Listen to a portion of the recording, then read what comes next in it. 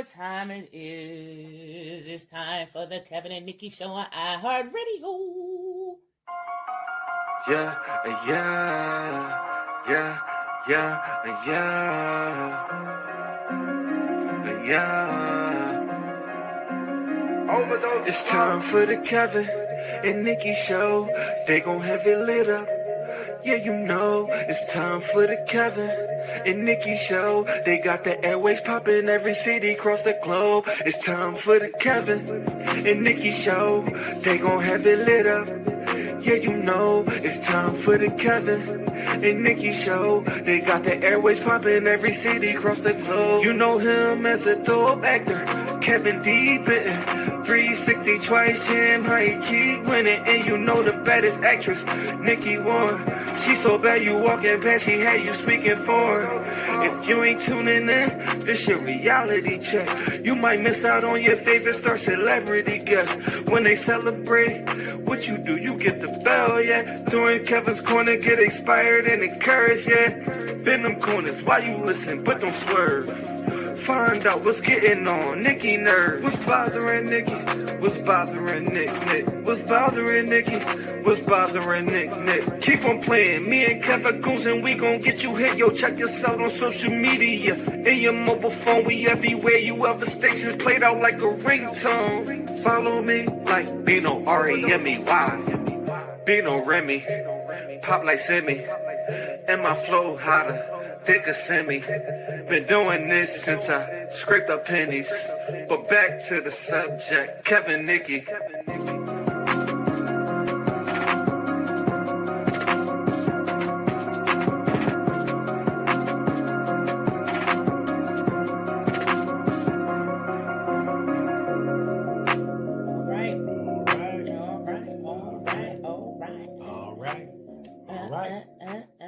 So we are back. We are back. We are back for another exciting show, another exciting episode, another exciting flow of the Kevin and Nikee Show on iHeartRadio. You know, and I'm actor Kevin D. Benton, and I'm actress Nikee Warren, and we are back. Baby. Yes, baby. That's it. We back. Yes, baby. And you know. We are back, and you know it like a poet. What's wrong with that? You know it like a poet. Who say that? No, who says, oh, I don't know. And you know it like a poet.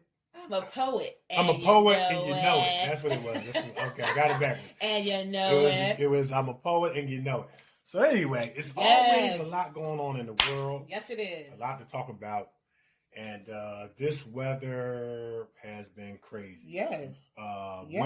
Winter has officially kicked in by way of snow evidence. Yes. The roads were horrible. Yes. It was slushy outside. Mm-hmm.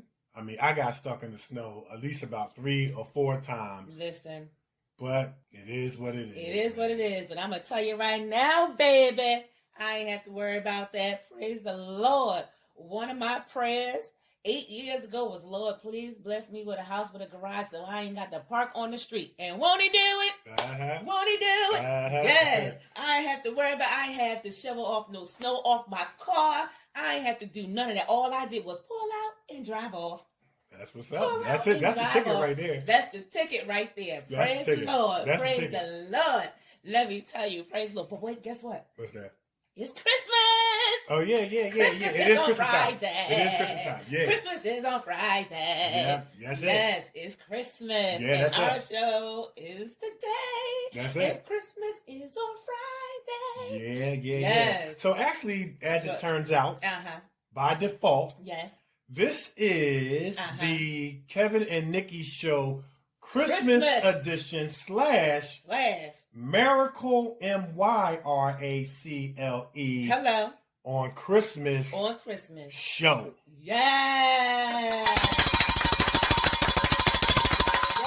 Now we spell Myracle MYRACLE on purpose, and we're gonna tell you why later in the show. But this is the Kevin and Nikee Show Christmas on Christmas edition, and it's the Myracle, the MYRACLE on Christmas show, and so it's gonna be all about Christmas. Yeah, and you know what? That brings me to one of my favorite songs. What's that? Ho, ho, ho. Open up your door It's Santa Claus, and guess what, y'all? I got something to show. I'm here to bring some Christmas spirit. I got a big bag now. Guess what's in it? Some for the rich and some for the poor. So Merry Christmas and ho, ho, ho. Yes. That's our song. Ho, ho, ho. Merry Christmas, my foot. I'm going to tell you what Santa really put under my so-called tree. But in reality, it looked like a fake Santa Claus to me. Was that it? Nothing but a decorated pole to me. Oh, no, nothing but a decorated pole to me. Yeah, man. And the next verse we can't say is a cuss word in that verse. Okay, yeah. He's like, you big fat whale, you might as well quit. Mm-hmm. Yes. Okay, so we're going to say the next part. All right. So we're going to leave a family show. We're going to leave the next verse alone in the name of familyness. Yes. So you can't say that one. But yeah, it is Christmas, man, and I hope you guys are in the Christmas spirit. It's just, it's lights. You drive down the street and there's people decorating their houses like lights. I'm gonna tell you one of my favorite all-time Christmas movies, National Lampoon's Christmas Vacation. Oh, you better my talk main about man, it. Posse Pants, Chevy Chase. Better talk and I'm gonna about tell it. you. I think Tom Sizemore is in there. Yeah. I'm gonna tell you one of my all-time favorite parts is the whole movie. Mm-hmm. But when they plug up that daggone house and they can see it from outer space, that jaw is funny. And then the other part when they was going sledding, and he was like, "No, you gotta spray this stuff on the bottom of the pan." That's and man, he put that spray on the bottom of that pan. Next thing you know, like a rocket, he flew down that hill. That is an all-time classic, man. That is a classic. That's a classic. That is a classic. I'm going to give you one more. I'm going to give you Home Alone. Oh, I was about to go there next. Home Alone 1. Home Alone 2 and 3 is good. Yeah. But my favorite is Home Alone 1. My goodness. You know what? It's not classic. It's not Christmas unless Home Alone is on. It's not Christmas. Because they're going to play it. They're going to... And, of course, we got the traditional... I mean, we'll come back to Home Alone. Mm-hmm. But they got the Christmas Story. Remember that? Yep, a Christmas Story. But Home Alone is not Christmas unless you see that movie. That Home Alone is at the top of my list. Yeah, no doubt. Because Macaulay Culkin, man, he was bad. Man, he was beating them burglars up. I mean, I don't them. understand why the movie lasted that long. Because after the first 10 minutes of getting bowling balls thrown out the window on your head, they threw tar and feathers. My goodness. I mean, I don't understand why they didn't quit. I don't understand either. They must really wanted to rob that house. Yeah, they really wanted to rob that house. Wanted to rob that house. Absolutely. Man. They really wanted to get inside that house. Yeah, I don't know what they had up in there. Gold? They really wanted to get up in that house. They sure did. But Joe Pesci, and I can't remember the other guy's name. They're funny. Joe Pesci is seriously funny. Yeah, that is a classic. Definitely classic. You can look forward to seeing that every year. Now, we got to throw this out. What? Because it's not Christmas time as well unless we see this commercial.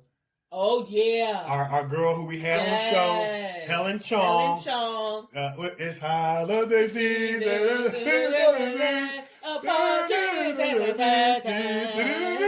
What's it called? Merry Christmas, Rita. Merry Christmas, Rita. Merry Christmas, Rita. And then Helen goes out there and goes,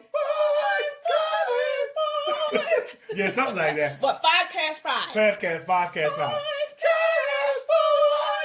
Yeah, that was it. Yeah, so you know it's the Christmas time of season when that commercial comes on. Yes, it is. And I had to text Helen the other day. You did what she said. Yeah, and I just told her I never get tired of watching your commercial. And I bet she never get tired of it. Oh, yeah. I know she don't get tired of them checks coming in, too. Shout it down. That's it. So shout out to Helen Chong, who we had on the Kevin and Nikee show. You guys have all seen the Merry Christmas Rita remake of the old one. This was a remake, of course, but she's the one that says 5 cash fives in the alto. No, that's not alto. No, that's soprano. Soprano voice. That is soprano. Yeah, soprano. I'm tenor. You are tenor. I'm a tenor. Yeah. Yes. So mine would be 5 cash 5. That's it. What's alto? What's alto? Alto is under sopranos. It'll be 5 cash 5s. And then alto is 5 cash 5. That's it. So you just heard Nikee hit all three sections. Yes, I'm a harmonizer. That's it. Yeah. And another person reaping the benefits of Christmas is Mariah Carey for her song "All I Want for Christmas Is You." That's it. That's another. She is reaping the benefits as well. She said after 25 years, that song has gone #1. It should have been #1 before because you can't have Christmas without hearing that song. That's right. They play that song like a gazillion times. Yeah, absolutely. And I remember as a kid, also, and they still play it today. Rudolph the Red-Nosed Reindeer. Yeah. Remember with the Clay Doh? It was made out of the Clay Doh. And so that was on TV. So it's a lot of Christmasness that's going on.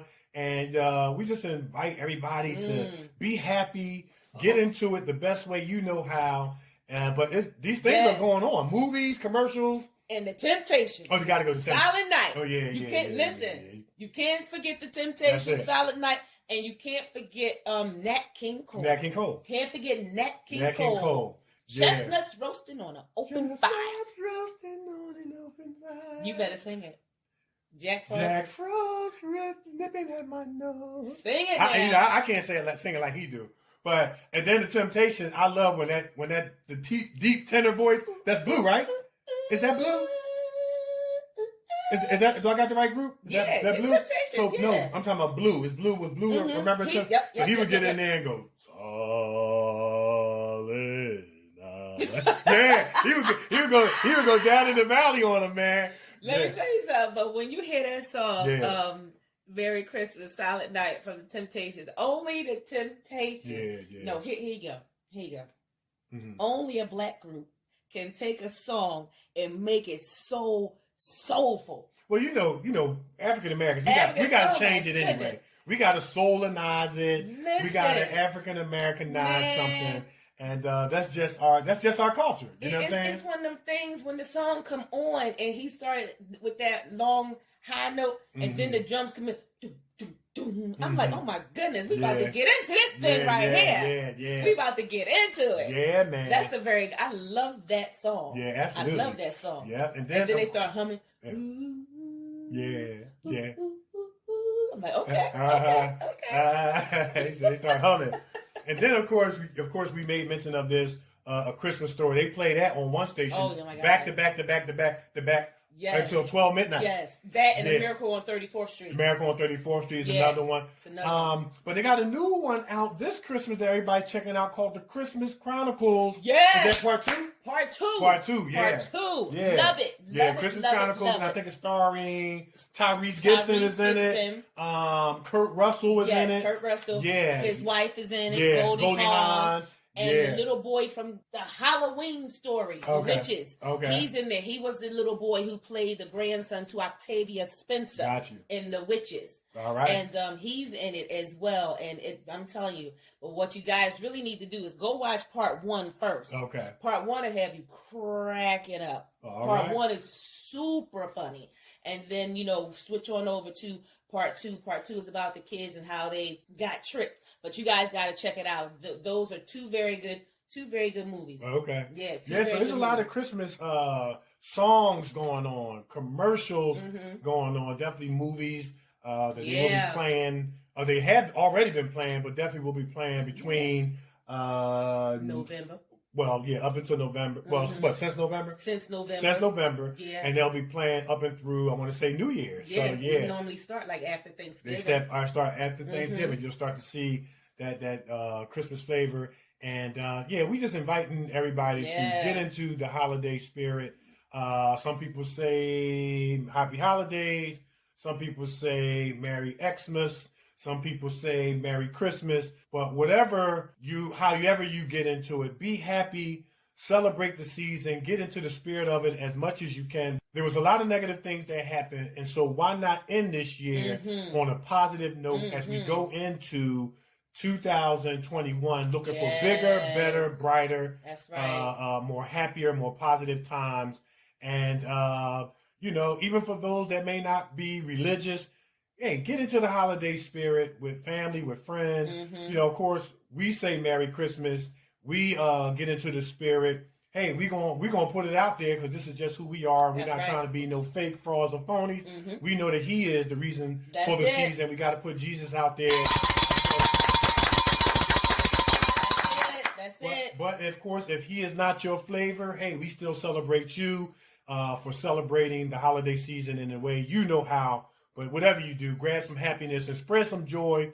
And, hey, get into it, man. Get into it. And also, there is a commercialism about Christmas. We already know that. About the gifts and all this stuff and people charging up cards and all that nonsense. Hey, we going to say, do the best you can do because it's really not about the gifts that you give.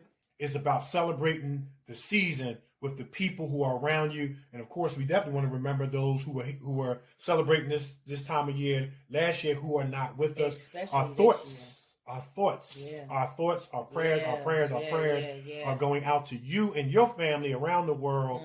You are in our thoughts. We care about what you're going through.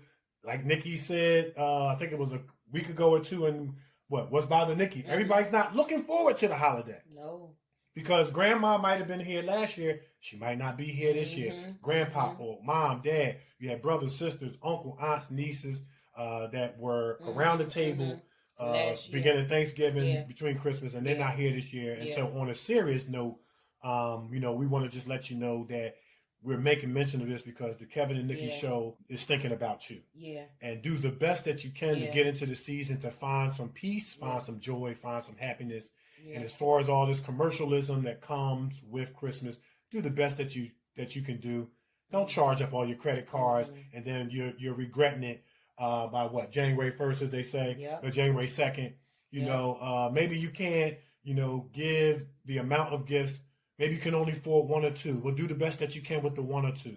Because after New Year, life goes on. You know what I'm saying? It's back to the bills. The bills never stop. They sure don't. You know what I'm saying? It's back to the bills. Whether you have it or not. That's right. They sure and don't stop. people charge up all kinds of, credit cards and go into major debt. And then they got their regular bills, and then you're trying to pay off this card. And it's an added stress to a very, very already stressful, what has been a stressful year. So we want to put that out there. Yeah, but you know what? I want to challenge everybody. I want to challenge now, before y'all bite my head off, just listen. I want to challenge everybody not to give a gift. Okay. I want to challenge everybody to give the gift of a hug, a kiss. Go see somebody. Because we lost 350,000 people and a little bit more this year alone. This year alone. I've never seen so many people leave in 1 year. 350,000 people. No gifts this year. Let's give the gift of love. Let's give the gift of hugging on somebody, loving on somebody. Go see somebody. Hey, I love you. Right. I'm so happy that you are still here. I am so happy. This virus is running rampant and it's taking people out left and right, and 350,000 people are gone. So let's not rush to the store to try and find a gift. You fighting with people over gifts and I saw it first. No. Go and spend time with your loved ones. Get on. As a matter of fact, we can't even do that because we have to do Christmas by Zoom. Right. Because we're supposed to be in the house. The city is shut down. Right. So I challenge people, no gift giving. Let's give the gift of love. Pop that person up on Zoom and let's love on them and different things like that, because people are here one day and they're gone the next, and we've already had 350,000 people gone, and they're still predicting that more are going to leave come February. We're not even here. We're not even in 2021 yet. But they're saying come February, it's going to be 450,000 people that's going to have made their exit. That's too many. That's too many to be fighting over who bought this at Walmart. Let's put that aside. We gotta no fighting over parking spots. Is the snow? We gotta love on people. Put all that aside. Put all that aside, and let's get to the true meaning of what this holiday means. And it's about Jesus Christ, and it's about love. Give the gifts next year. Let's do something different this year. Yeah, I agree. I think that's an awesome challenge. Because it puts things in its proper perspective. It does. It puts things in its proper perspective about, the true meaning of the holiday season, the true meaning of life, period. You know what I mean? Because it's a lot of sadness out here. It's a lot of sadness. Because, you have people who maybe your Thanksgiving and your Christmas wasn't rattled by unexpected trials, troubles, tribulations, pain, problems, and persecution. But there were, like you said, 350,000 people who were, who had loved ones who were. And I think it's an awesome challenge. And, the commercialism and Frosty Men and, Santa Claus. And, we came up under that regimen of believing in that. And then, of course, I don't know if kids listen to our show. We don't want to spoil it. So, yeah, yeah, we don't want to spoil it. So, while you celebrate the Rudolph the Red-Nosed Reindeer and on Donner and Blitzen and Prancer and Dancer and Cupid and Common and who, did I leave out some? I probably Blitzen and all of them and Santa Claus and Frosty the Snowman and all of them. And him coming down the chimney and all that stuff. And I know Santa Claus never got stuck in the chimney. How about that? I saw it in the movie, but I never. He's magical. He's magical. He's magical. That's why. Yeah. He stuffs himself and he just comes down with that magic. Yeah. Santa just comes down. But you know what? As we got older, we started to ask questions. How did he get? Don't do it. How did he get in the projects? Because it wasn't no chimney. It wasn't. Maybe he came to the front door. But he could have come to the front door because the elevator was broke. Remember the elevator was broke? He had to yell outside the window, "Yo, Ral, ring the bell. Come on up. The elevator's broken." So maybe he was taking the steps. I don't know. But we always wondered that in the hood. Or if you like the projects that I lived in, if it was dark, you wasn't coming home, okay? Don't come home after dark. You come home the next day because you don't want to get caught. Trying to get in the building. Yeah, that too. And then we couldn't figure out, when the lights was out, when we got up in the morning, there was gifts under the tree, but Santa Claus didn't turn on the lights. So we was like, well, why did he turn on the lights? He left the gifts. So we started asking questions. Because he's magical. Well, he could have magically turned on the lights that was cut off by the electric company. He could have did that too. Okay, for real. Okay, Santa, how about you give us the gift of light? Yeah, we need some lights instead of candles this year. You know what I mean? So, yeah. So, because I know some kid in the projects answer that question. You know what I'm saying? More project stuff. Wait, in New York. Yeah, high rises are in New York. Okay, fine. All right, but in Philadelphia, they tore all of them down. Yeah, they sure did. Yeah. They tore down all those. Yeah, so you guys get the drift, man. We just trying to make you laugh and spread some holiday joy and just tell you guys that, hey, it is going to be okay. Yeah. Let's hang in there. Let's keep plugging one day at a time.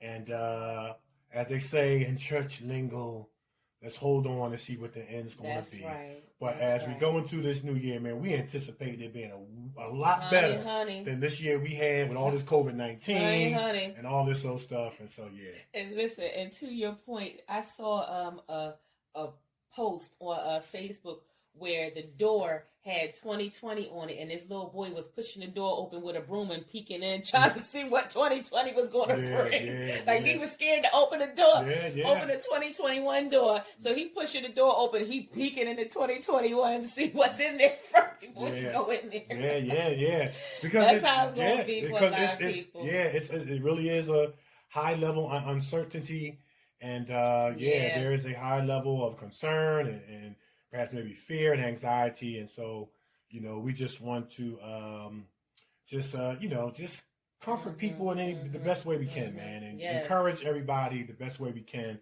and things like that. But so, I mean, is your movie of the week going to be a Christmas movie? My movie of the week is going to be a Christmas movie, and it's also going to be My Rainey. My Rainey with Chadwick Boseman and Viola Davis. That thing took and dropped on Friday, and let me tell you, it was fire. Okay, all right. That movie, that is the last movie, Kev, before Chadwick made his exit. And that movie was so good. Okay, I'm going to have to check that out. So good, man. Yeah. Let me tell you, we lost. Oh, my God, man. This man right here. Wow. Yeah. This man here, if he was alive today, and he said, I got a master's class, my behind will be the first student. Yeah. He puts everything in, he don't hold nothing back. Yeah. Oh, he's so good. And the thing about one of the things I loved about Chad, man, you could tell that he was a student of his craft. You could tell he did script analysis. You could tell he did character development, of course. Yes. And he could look the same, but every character will be different. Yep. You know what I mean? Every character. And he had those accents down. Yes, he did. And we talk about this all the time, Nick, how I love what I call those pre-line gestures or behaviors before you say your line. Yep. That really just brings out the character, brings out the scene, you know, and it's that action or reaction that you do before you say your line. Yep. You just don't jump right into your line just because the other actor said their line. Absolutely. I'm going to tell you who's another person that is excellent at doing that. I was watching an old movie y'all guys are familiar with. Then I want to get back to Chadwick Boseman because I don't want to get off that. Stomp the Yard. I'm going to tell you who's excellent at those dramatic pauses. And when she's having a conversation with an actor, she don't just say, you say your line, I say my line. You say your line. She sits there and gives the reaction, gives the emotion. Megan Good. Oh, yeah. Stomp the Yard. Oh, yeah. Scenes with her, Columbus Short. And we never watch movies the same. So you're watching it for entertainment value, but you're also watching it as an actor and an actress from a learning standpoint. We're able to detect who's looking into the camera and all that other stuff because we know where to look and we know how things are supposed to go. But Megan Good, Columbus Short scenes, powerful, man. Yeah. And it made me think about Chadwick Boseman. He's the king of that. He's the king of that, man. I'm telling you, y'all got to check out My Rainey. Yeah. Check it out. And you guys are going to be like, "Oh my God!" Yeah, he was a genius. He was a genius. He sure was. He was a genius, and he played some iconic, legendary roles. Of course, Black Panther, 42, Get On Up with James Brown. You know, and those were some difficult roles. And you know, around the time of his death, of course, James Brown's daughter, you know, spoke at his funeral, and she gave him high accolades. How he was coming to the house, trying on some of the clothes, talking, watching videos, getting as much information about how did he relate to people so that he could bring that character to life. And I'm telling you, when you were watching 42, when you were watching Get On Up, you forgot you was watching Chadwick Boseman. You thought you were actually watching Jackie Robinson. You thought you were actually watching James Brown. You know? And so we lost a legend. We lost a giant in not just in the industry, but in life, because by default, he gave African American kids up and through adults hope. Yes, he did. Because he was the first African American superhero of noble character. Black Panther was a king who had no flaws. Right. You know, the other African American characters that we had, you had Spawn. He went to hell to try to reconcile how he can get his white life back and all this stuff. You had his Hancock was a drunk. You know what I'm saying? He couldn't fly straight to save his life. He was a drunk. Whatever black characters we had. Black Lightning was cool. He was noble. And Meteor Man. I don't know what his problem was, but Black Panther was a flawless character of African American descent. He was noble. He was a king, and it encouraged kids all the way up to adults to see our representation in that positive light on that big screen. Yeah, and let me tell you this: I had it just popped up, and it caught my attention. I saw the trailer to Black Panther 2. Oh yeah. Baby. Don't spoil it. Don't spoil it. Listen, don't spoil it. I'm not going. Y'all better go on YouTube. Okay. And you better check out this trailer. Listen. It's fire. Yeah. I'm trying to tell you, the theaters need to open back up next year. Okay. Because I need to be in the theater to see this movie go down. I mean, I'm at the theater on the opening night. I got you. It needs to be at the theater because from that, did you see the trailer? I didn't see it. I'm gonna go check it out. I don't want to spoil it. We just want to encourage everybody to go watch it. Go watch that trailer on YouTube. Okay. Man. All right. Man. All I'm going to say is, Lord, have mercy. I got you. That's it. So, well, and with all that being said, we got a few adventures. Yeah. It is now time for the many adventures of Kevin and Nikee. All right. Listen, I'm gonna go first, right? Yeah, you are going first. Go ahead. Listen, man, I've been working out, hitting it, and I am liking everything I'm seeing.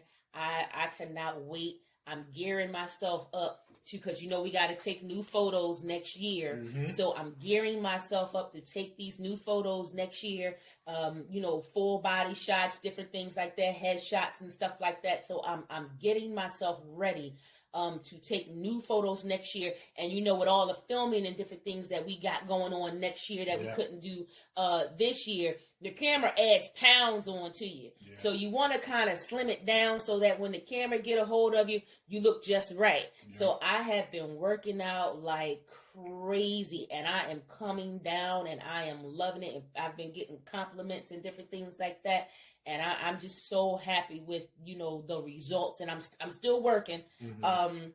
I'm still working. I've been working with Jay, Crystal's husband. I told you last week, working with Jay, Crystal's husband, from last week, and he was telling me, he got me doing some different things too, and different weights, to lift and stuff like that. And I'm telling you, one thing you don't want to do is have bad photos.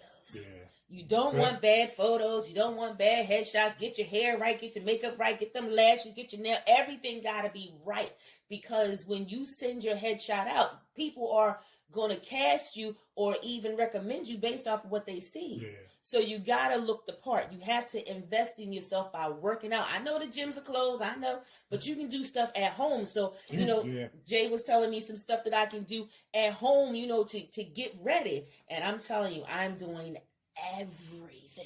Mm-hmm. Everything. And listen, look, Rocky got outside and trained. You know what I'm saying? He didn't make no excuses. You have to use what you had. That's right. So for me, I'm not I'm a gym guy too, but due to the COVID and all that stuff, I prefer not to do the gym thing. So I kind of do my workouts outside.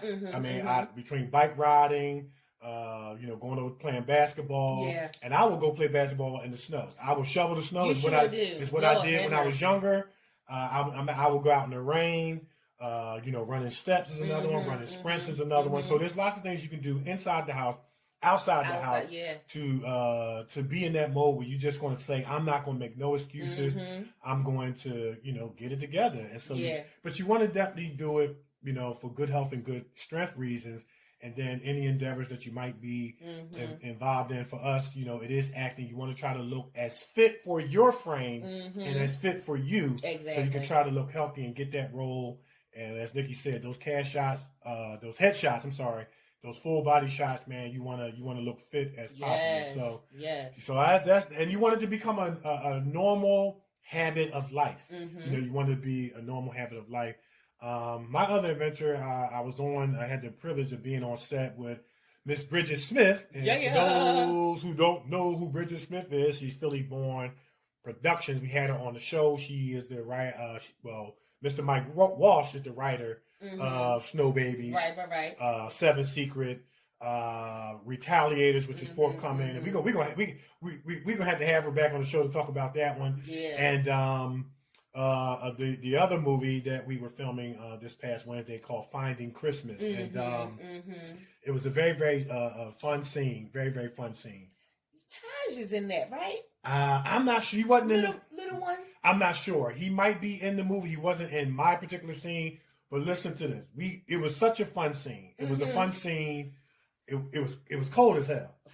It was cold as hell. We was outside, and it was a fun scene. Yeah, we were outside. Oh Lord. So I don't know if I can talk about the character I was portraying just yet. Okay. But there's an IMDb page up, so people can go to the IMDb page. Okay. But I got to tell you, man, this was one of the funnest scenes that I've ever filmed, because I don't know if y'all ever heard of a guy by the name of Joe Conklin.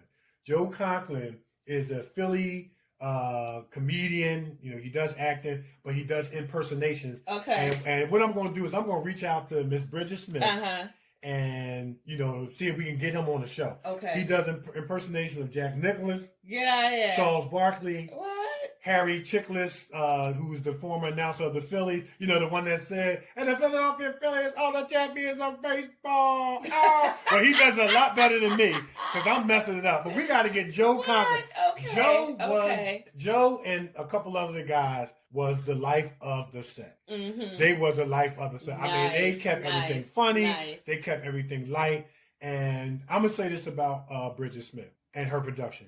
They run a first-class production. Oh, yeah. They are first-class people. Yeah. They run a first-class production, and it was just so much fun. Nice. So I was on set filming that, And I've been fortunate and blessed to be in at least about maybe 3 or 4 of their projects. And those are some good people that if you get a chance to connect with, you want to connect with. So nice. That's it. Other than that, Nikee and I were always staying on our lines, staying on our grind, always trying to look how we can make our show more worldwide than it already is worldwide, and trying to enhance our brand. And all right. Okay. All right, so we gonna take a break? Yep, we're gonna take a break, but before we do, man, listen. As we made mention earlier in the show, we're gonna keep the Christmas flow going. Yeah, Lord. We talked about how it is the Kevin and Nikee show, Myracle on Christmas, and that's MYRACLE. Listen, our special guest is a singing phenom. Listen. You have seen her on one of the most known shows, singing reality shows on TV today. Yes. She's a singer, songwriter, she's inspirational, she's an actress, transformational speaker, and get this, and we're going to talk about this part, because this is probably one of the most important parts. She's an utmost domestic violence survivor who uses her gift, talents, and ability to empower and uplift. Please don't go nowhere. You're going to want to hear this. It's going to be powerful. It's going to be encouraging. It's going to be inspirational. It's going to be motivational. It's going to be informative. It's the Kevin and Nikee show on iHeartRadio.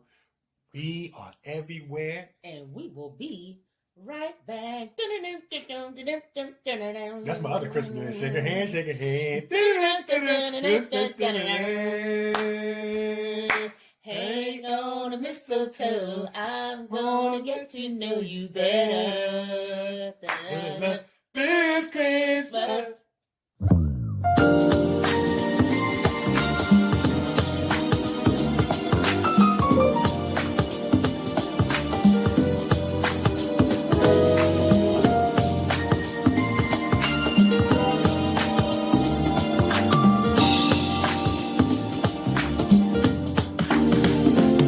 Sleigh bells ring, are you listening?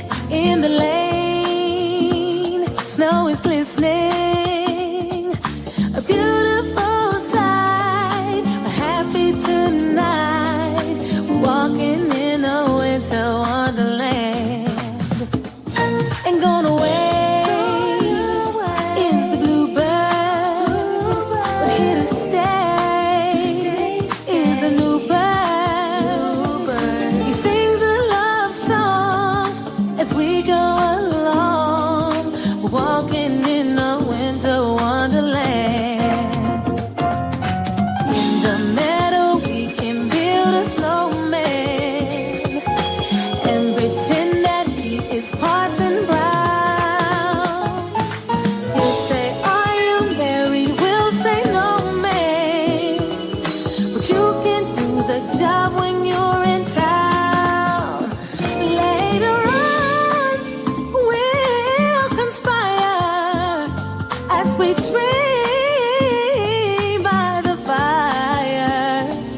We'll face unafraid all the plans that we've made. Walking in a winter wonderland.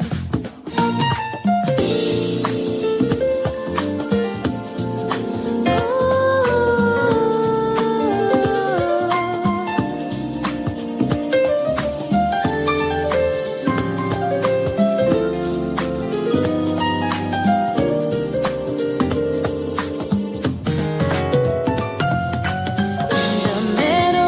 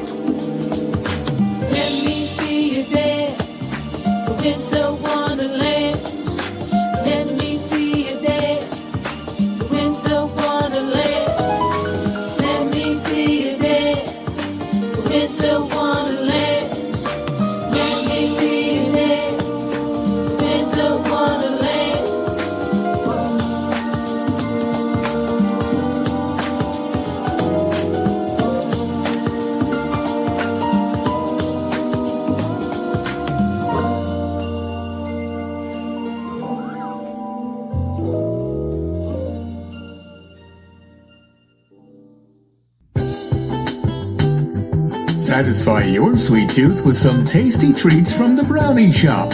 Fudge cupcakes, sweet potato pie, freshly baked bread, homemade ice cream, creamy chocolatey brownies, and much, much more. Check out their full menu on Facebook Brownie Shop or Brownie Shop 2019 Instagram. Get your next dessert from the Brownie Shop. Your sweet tooth will love you for it. Urban Elite Beauty LLC is an online urban beauty supply store that serves both men and women in urban communities. Our goal is to provide quality beauty solutions for our culture and community. Most importantly, we want to instill in our friends the importance of loving thy hair, loving thy skin, and to love thyself. Check us out on social media, on Facebook at Urban Elite Beauty, on Twitter at dbenton71, on Instagram at urban_elite_beauty, and for more information, go to our website at www.urbanelitebeauty.com or email founder and CEO David Benton at dbenton@urbanelitebeauty.com or call 609-217-5292. Check us out and see what the Urban Elite Beauty experience is all about. All right. We are back. Yeah. We are back. Yes, all right. Lord. All right. So, are we ready for our special guest? Yes, we are ready. Listen, our special guest is an R&B pop inspirational singer, songwriter, actress, transformational speaker, and utmost domestic violence survivor who uses her gifts, talents, and abilities to empower and uplift. Our special guest was one of the top contestants of season 17, The Voice. Yes, and has traveled the U.S. and other countries singing songs she has written and or singing backgrounds for legendary artists such as Toni Braxton, Earth, Wind, and Fire, Kashif, and a plethora of other notable artists.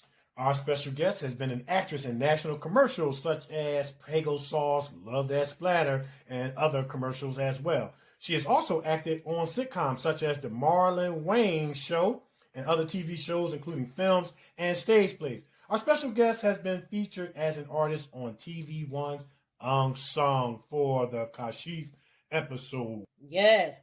Our special guest has written jingles for radio commercials, written songs for TV shows such as The Wayans, and has been featured on movie soundtracks such as Marriage Chronicles and My Sister's Wedding. And last but not least, our special guest has released a Christmas music project entitled Myracle on Christmas, and that's MYRACLE on Christmas. And all the music that is being played on the show today will be songs from her newly released Christmas album. So, who are we talking about? Yeah. None other than Miss Myracle Holloway. Yes. Yeah, how you doing? I am amazing. I am feeling great. I hear I hear that. I know you're right You know what about I thought she was going to say? I am rich. Well, that wouldn't have been bad either. That wouldn't have been bad to say. I thought she was going to That's say right. it. That's it. I am rich, baby. That's it. Yes. That's awesome. But I am in spirit. Look. There you go. Oh, it's coming, honey. There you go. That's It's it. coming. That's in what they say. our pocket. Yeah. That'll count. That's right. You keep hitting that soprano. It's coming. That's what's up. Yes, Well, yes. yeah, awesome. So before we start, we always like to begin by thanking our special celebrity guests for coming on the show, taking time out of your busy schedule, especially during this holiday season. We know it can be a rat race. So thank you so much for, coming on the show and sharing with us and our listeners around the world. And we really do mean that we're honored to have you on the show. Yeah. Thank you. I'm glad and honored to be on the show as well. Okay. All right. Yes. All right. So we're going to jump right on into it. Yes, we're going to jump right on into it because you are an R&B inspirational singer, songwriter, actress. You're a motivational speaker. I mean, you got so much going on. You hear that soprano? I'm just... She auditioned. Nikee will audition. Every time we have singers on our show, she starts auditioning throughout the show, so don't pay her no mind. Anyway, go ahead. That's okay. She thrown in her audition to kind of just here's a little note. That's right. Now, here's a little note for you. Ooh, okay. Let's start with singing because You sound amazing, and I knew you got them pipes from singing as a child. So tell our listeners a little bit about how you got that singing bug, as we call it. So it started with my great grandma. My great grandmother. She was a singer, songwriter, and then my grandmother, she sang with this group called the Honey Drippers. You can even YouTube her. She's on YouTube, Honey Drippers, and she was the lead vocalist out of the ladies. And then my mom, she sings. My aunt sings. My whole family sings. Well, kind of. Okay. Kind of. My sister and my brother, they don't sing. Okay. But I got it. Got passed down from my great grandmother to my grandmother to my mother, and then to me. Okay. Nice. Awesome. Nice. So yes. Nice. Okay. And so that's where the singing came from. I grew up in a home where there was always singing. Yeah. If you have a family that sings, the happy birthday is just not going to be happy it's birthday. Not. Everybody's going to hit the harmony. Yeah. Somebody's going to find their part. That's it. Yeah. So, that's awesome. That is awesome. That's very powerful. Yes. Yeah, I won a Grammy for singing in the mirror. You know what I'm saying? Oh, Lord. So no, I was just playing. No, that's not my calling. But anyway, so who were some of your inspirations? As you got into singing, you had this awesome family that was kind of like a musical family. And so, who, in addition to your family, great grandmother, grandmother, and family, who were some of artists that were some of your inspirations? What would you say? So when I was a kid, I really liked the Winans. Okay. I like the Winans, Yolanda Adams. I love Yolanda Adams. Of course. CeCe Winans. There was something about she had that her voice. Yeah. And Donny Hathaway. I didn't start listening to like Donny Hathaway until I became like around 20 years old. I discovered Donny Hathaway. I didn't even know about Donny Hathaway, but I fell in love with his voice. I always loved Stevie Wonder. Whitney Houston, she was my all-time favorite. Like, what singer, doesn't say Whitney Houston? Like, you just have to add her to the list of amazing singers that inspired singers. So Whitney Houston was definitely a big one for me. Nice. I couldn't really listen to secular music. So my family allowed Whitney Houston and then Michael Jackson. Okay. But Whitney Houston, when I heard her, when I first heard Whitney Houston, I can still remember to this day. It's so vivid, it's so clear for me. I was on my skates, and went to the store to buy some candy, had my little paper sack bag, and I was skating, and then I heard Whitney Houston's song, "Saving All My Love for You." I dropped my bag. I was like, "Who is this?" And when I found out who she was, I was just so in love with her voice. Absolutely. It ain't never been nothing like her since, man. I don't think anybody has sang the national anthem like Whitney Houston did. And then she met Bobby, and then she started singing, "We have nothing in common," right? Oh no, it was something in common, right? You get on my nerves. Oh, I'm sorry. We got something in common. I'm sorry. Something in common. Okay, I thought we got. Change this song like that. Well, I don't know. My bad. Y'all was family. I think you about to cut up on the show. That is awesome. That is awesome. Yes. And then, and okay, I gotta ask. All right, your mama sing, your grandmama sing, you sing. Any sing-offs going on in the house? I know it's some sing-offs going on in the house. Around the holidays, too? I know it's some sing-offs going on in the house. Well, not too. Well, my aunt, because my mom's sister, my aunt, she sings. Not too much like that. Not too much. Okay. My grandmother, she passed. My great grandmother, she's not here anymore. But It was. Okay. It would be singing going on in the house, but not too much anymore. Not too much. So y'all wasn't trying to get together to see who can hit this note better than whoever can hit the note. Y'all wasn't doing none of that. Nah. No, it wasn't like that. But it's so funny. My mom, she tells me that when I was little, she said I could not hold a note, and I still tell her to this day, what? I could always sing. She said, no, baby, you couldn't hold a note. You just one day started singing, and you started singing in tune. But you did not used to sing in tune. Wow. I was kind of offended. I was like, what? But I just don't remember that. Yeah, but She said, I don't remember that at all. She was like, I don't remember that at all. I sing in tune. I'm always on my notes, okay? I'm always on my notes. That's it. Yeah. You want to hear it? That is awesome.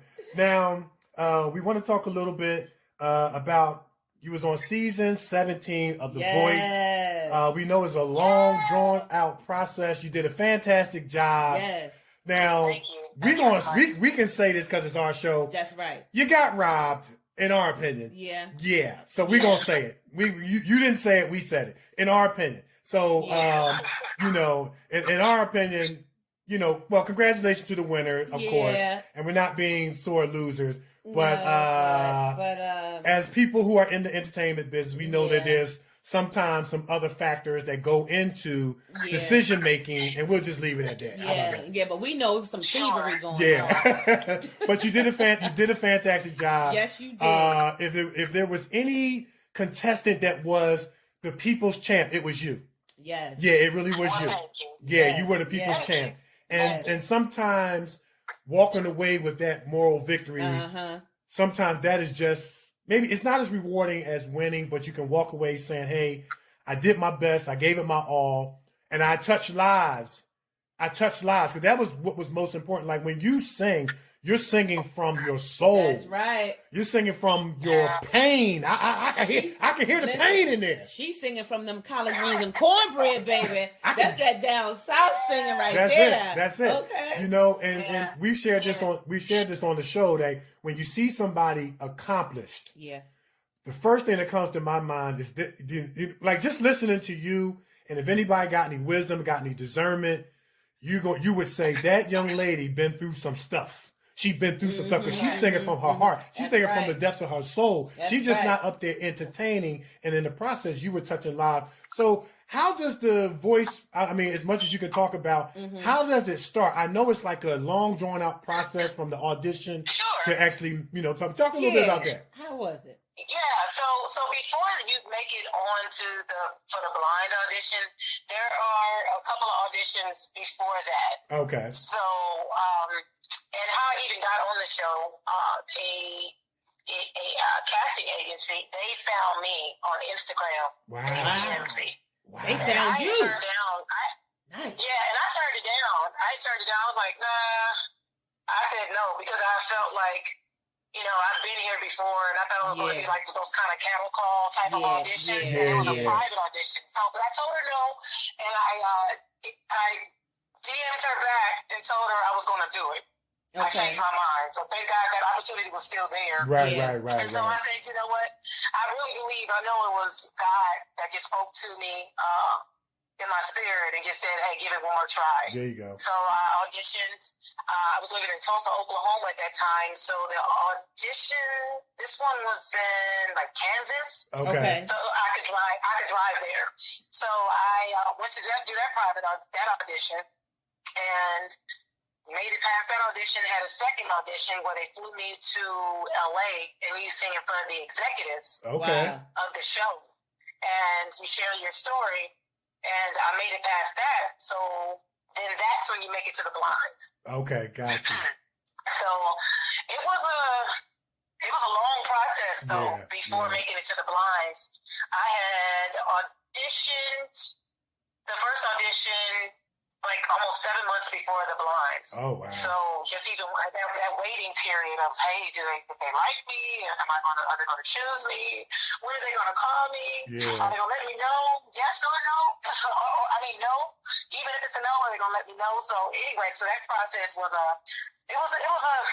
it seems like a long process, but I made it. Yeah. And it was great to make it to the blind auditions, because there were some who made it all the way to the blinds, but there's only like 48 seats. Okay. That can be filled. So everybody that made it to the blinds, like to audition for the blinds, everybody didn't get a chance to get on that stage. So that was still a blessing. Yeah. Over 50,000 people auditioned for the show that season. Yeah, yeah. So to have made it that far to the blinds and the battle and all of the other part and make it all the way up to the top 11, that really was a blessing. Yeah, so I'm happy about that. Awesome, Nice. Awesome. Very happy. Yeah, that was just very, very powerful, because it is a long and drawn out process. That can take, like you said, months and months and months, and sometimes you're not hearing anything, and you're wondering, did they like you, and all this sort of stuff, and then you get the call, then you got to fly here, and when you look at the percentage of people who didn't make it, and for you to make top 11, I mean, that's a victory you can walk away with and be proud of yourself. Yes. And I know you are, and I know your family and friends and fans are definitely proud of you. And we're proud of you here at the Kevin and Nikee Show. Yes, we are, Sugar. Now, Yeah, thank you. Now, in terms of song selection, because it's very important that you choose the right song. That's right. When you're auditioning. I remember when we used to watch the other show, and how they used to say the four? The Four. Yeah, the Four, we yeah. used to watch the Four, and we had, shout out to Rel Jerd. We had him on our show from the Four. We had Saeed on our show from the Four. And one of the things that Diddy used to say, and Khalid would say to them, is very important that you choose the right song for you. So in regards to your song selection, what was your process in when it came to choosing those songs that you sang in the audition? What was your process for choosing those songs? I chose songs that meant something to me. Yeah. So Okay. like my very, very first audition, I sang, which I also sang on the blind, was "When I Was Your Man," the Bruno Mars song. Yeah. Like that song resonated with me, so I chose that song because it resonated with me, and I had flipped it and said "When You Were My Man," and I flipped it and sang it that way. Okay. But because of for legalities and everything, you have to stay. You can't change the lyrics, so I had to keep it when you were when I was your man. Right. So so I chose that song, and I sang, and then I chose a simple songs that make me feel good. Okay. Like I did Stevie Wonder's "Superstitious." Okay. Yeah. I remember that one of my favorites. She's singing it now. You Yeah. And so they have a list of songs that you have to choose from. Okay. So there's a set list, and these are the songs that you are only able to choose. Okay. But I really got lucky, or I really got blessed to be able to sing the song "When I Was Your Man" Okay. for the blind audition, because they really loved that, and they were like, "You sing that song again?" So, and I just sang it from a place of There you go. remembrance. Yeah. That's awesome. So one of my questions, I know as an actor and Nikee as an actress, and you're an actress as well, like when you go into an audition, you want to at least go in there with at least 2 or 3 monologues. Yeah. So when you go to audition to sing your song, do you go in having practice or rehearse maybe 2 or 3 songs in case they say, hey, well, sing another one? Or you just go with that one? Yes. Okay. No, I go on with at least 3 songs in mind. 3 songs. In the holster. 3 songs. That's it. Yeah. I got you. Okay. Yeah. And then there were songs that like I had chosen that I wanted to sing, and then they'll say, well, no, we want you to do this one. Oh, and so even though like you have a list to choose from, they give you songs that they want you to sing. Okay. But if I felt like that song is not doing me any justice, then I will I was able to let them know, like, that one, I want to be my best. And if I can't be my best on this song, I really don't, want to sing it. So I spoke up for myself. And that's why I was able to sing the songs that I wanted to sing that was on that list. Now, there's one song that I sang, which is Everybody Hurts. So that was Fan Week. And they said the fans chose that song. So it was like I had to sing that song. Okay. And so, I mean, it's a good song. I had never heard of it. It was by R.E.M. Okay. Everybody Hurts. I know that song. Yeah. Yeah. So, and I wanted to sing, if I had my way, I would have sang it a little different. I wanted to be a little more soulful on that song. I didn't get to go in like I really, really, really wanted to. Yeah. So I kind of followed the leading of my coach. Okay. And I should have followed my heart. Yeah. What my heart was saying. Just in that moment, I should have. But, it was a great experience, a great learning experience. And I felt really good for me to be able to make it on that stage, and it felt good. It really felt good, and I definitely had to make sure I stayed grounded, and not allow so much pressure to get to me. Yeah. Because during that time with the rehearsing, and I made sure I was focused. I was up before everybody. I probably I was up before everybody. Went to bed before everybody. I was in my room. You were disciplined. I was in my word, and that made a big difference on the stage. People that didn't personally know me, they could see and sense that I wasn't just singing. They could sense that I was definitely spending time in my closet. And I mean, I didn't know you personally. We didn't know you personally. We could definitely tell that from, like, it permeated through the TV, through the TV. Yeah. You know what I'm saying? And that's how you know. That's what I'm sitting there. Listen, like this young lady been through some stuff. Yeah. You could tell because there was a little something extra. I mean, we know what the little bit extra is. In church lingo, they call it the anointing. We should take them to church. They call it the anointing. Yeah. You know what I'm saying? Yeah. Anyway. Now, my question, going back to your set list, did everyone have the same set list? Because I remember one time watching one of the singing shows where you had like 3 of the contestants came out and sang the same song. And they were like, okay, we're hearing this song again. Right. Did everybody have the same set list, or you guys got a different batch of songs that you guys got assigned to you? We all have the same set list. And the goal is to get your song in before the other person gets their song in. So I made sure I got my song in. There you go. Before. I was on it. Yeah.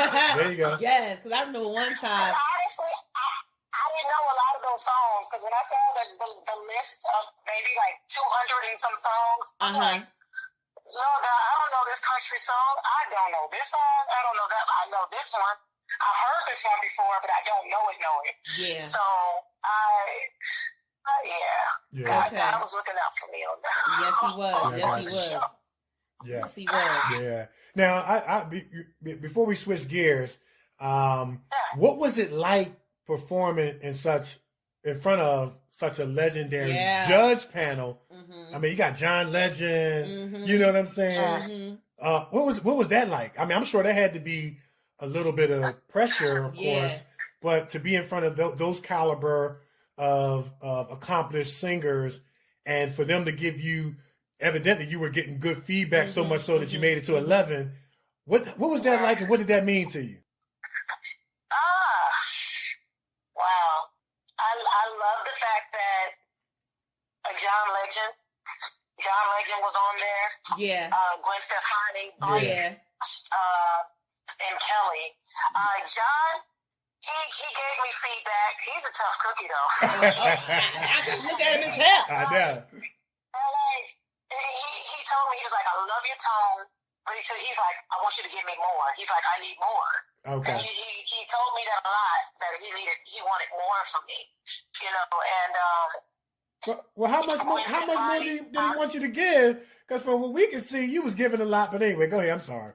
That's just our kind They of. just want you to like They feel just want it. you to go in a little more. And Okay. I love the show. And sometimes I feel like as African American, we have to sometimes do a little more. Okay. Yeah. Yeah. It's true. Let's be true. Yeah, sometimes like we have to go in a little harder. Right. Because they're used to us, and real big voice and everything like that. So, but I took what he said as constructive criticism. Because it did make me go in even more. Yeah. I had the opportunity for him to stand up when I was singing. I was like, what? John stood up? Yeah. When I sang You Are So Beautiful, that was my song that I sang against, I can't even think of his name, Shane. I think his name was Shane. Yeah. Because that was like my last chance song. And I sang like that was going to be the last time y'all was going to ever in your life hear me sing again. I got you. Right. I got you. Right. But you know what, Myracle? I think every time you sang like that though. Mm-hmm. Like you like in basketball, it's all about.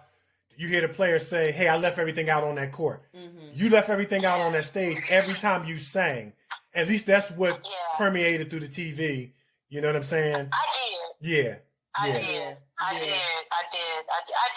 Yeah. And Blake Sheldon, he's the one who turned around first for me. Okay. Mm-hmm. And then Gwen turned around, and she gave me a lot of good feedback. She was saying she kind of felt intimidated. Mm-hmm. Oh yeah. Wow. Because she's like, what can I do? Like, I don't even know what to really tell you. Right. Because you sing really well and everything. Yeah. And but there were times where I did feel just a little nervousness. Okay. Around John Legend. Mm-hmm. And that's why I'm so glad I had that experience, because now moving forward, like I don't have to have that type of feeling. Yeah. Because you like, I performed in front of Gwen and John. You know what I'm saying? I already did it. You know what I'm saying? Yeah, you know what I mean? So right, you'd have been there, done that. Right. Yeah. Absolutely. Right. Yeah. That's powerful. Right. And just to whoever is, to all who's listening right now, we as I speak for myself as a singer, you're being confident in yourself as a singer, but then there's those times where you have to catch yourself, because if you get so caught up on what everybody else is doing, then you start, am I good enough? Am I, comparing yourself to, if somebody's singing like this or singing like that, you have to be able, and I have to constantly remind myself that, like, you have to stand in my own power. That's of right. the voice that God gave me. He gave me this tone, this sound for a reason in this season, and my sound and tone is a healing sound and a healing tone. I have to remind myself of that. I don't have to be, doing all of those acrobatic stuff. Yeah. Just sing and be authentically yourself. Be authentic and be true to who you are. Who you are. That's right. Exactly. That's it. Exactly. That's it. So that's why, like when I was on the show, I made sure that I spoke to the other contestants and everything. I was friendly and everything, bubbly, but I would go into my room, because and I didn't talk on the phone much at all. There you go. Doing these kind of shows like that, it's almost like when you're training for the Olympics. You have to tune so many things out. Because one thing can just get you off track. Right. And then it's time for showtime, and you get up there and you got all this stuff in your head. So I made sure Okay. Awesome. Well, let me ask you. Well, let me ask you this. You made it all the way through to season 11, and season 17. I'm sorry, season 17. Number 11. Okay, and we gotta get this thing right. You know what I'm saying? Yeah. Season 17. Okay, season 17. You made it all the way through season 17, and they liked you and different things like that. Did any of them reach out to you just to do just a little bit of recording with you? Because I remember watching the 4 and the young lady Javaya, they reached out to her and had her sing on the Aladdin soundtrack, the new one, with Will Smith. But she didn't win. I know, but they got her for the soundtrack. So are you getting any opportunities, soundtracks, and different things like that? You know, stuff like that? I think, well, they haven't reached out to me, but from being on the show, opportunities opened up where I sang on this show. I was asked to be on this show, do interviews. But as far as them reaching back out to me, no. Oh, okay. No. Okay. I wish that would have happened. I sure would have, Yeah. John Legend, if you're listening, I just wanted to do a duet with your brother. Yeah. Yeah. Well, look, you know what? That still can happen. We look, we putting stuff out in the atmosphere. Yo, John, if you're listening, you end up listening, give her a call, man. Yeah, because you know what I mean? I would think they would. You know what I mean? Yeah, Hey, yeah. you didn't win, but I just want to. Now, Will.i.am, if you heard what he said, he and I, we grew up in the same area. Okay. We grew up, I'm originally from Los Angeles, California, and I grew up in an area called the Jungles where they filmed Training Day. Uh-oh. And, and so he grew up in the same area, went to the same high school that I went to, different, a year different from me. And he was like, I made it, and, and she should be where I am. Like he was saying, I'm, talented. I was hoping to connect with him after the show was over and everything. And, I still believe that could happen. Yeah, so, absolutely. Yeah. I just think that's. Oh yeah, no doubt. The delay doesn't mean denial. So you sowed some great seeds on the show, and you're worldwide known.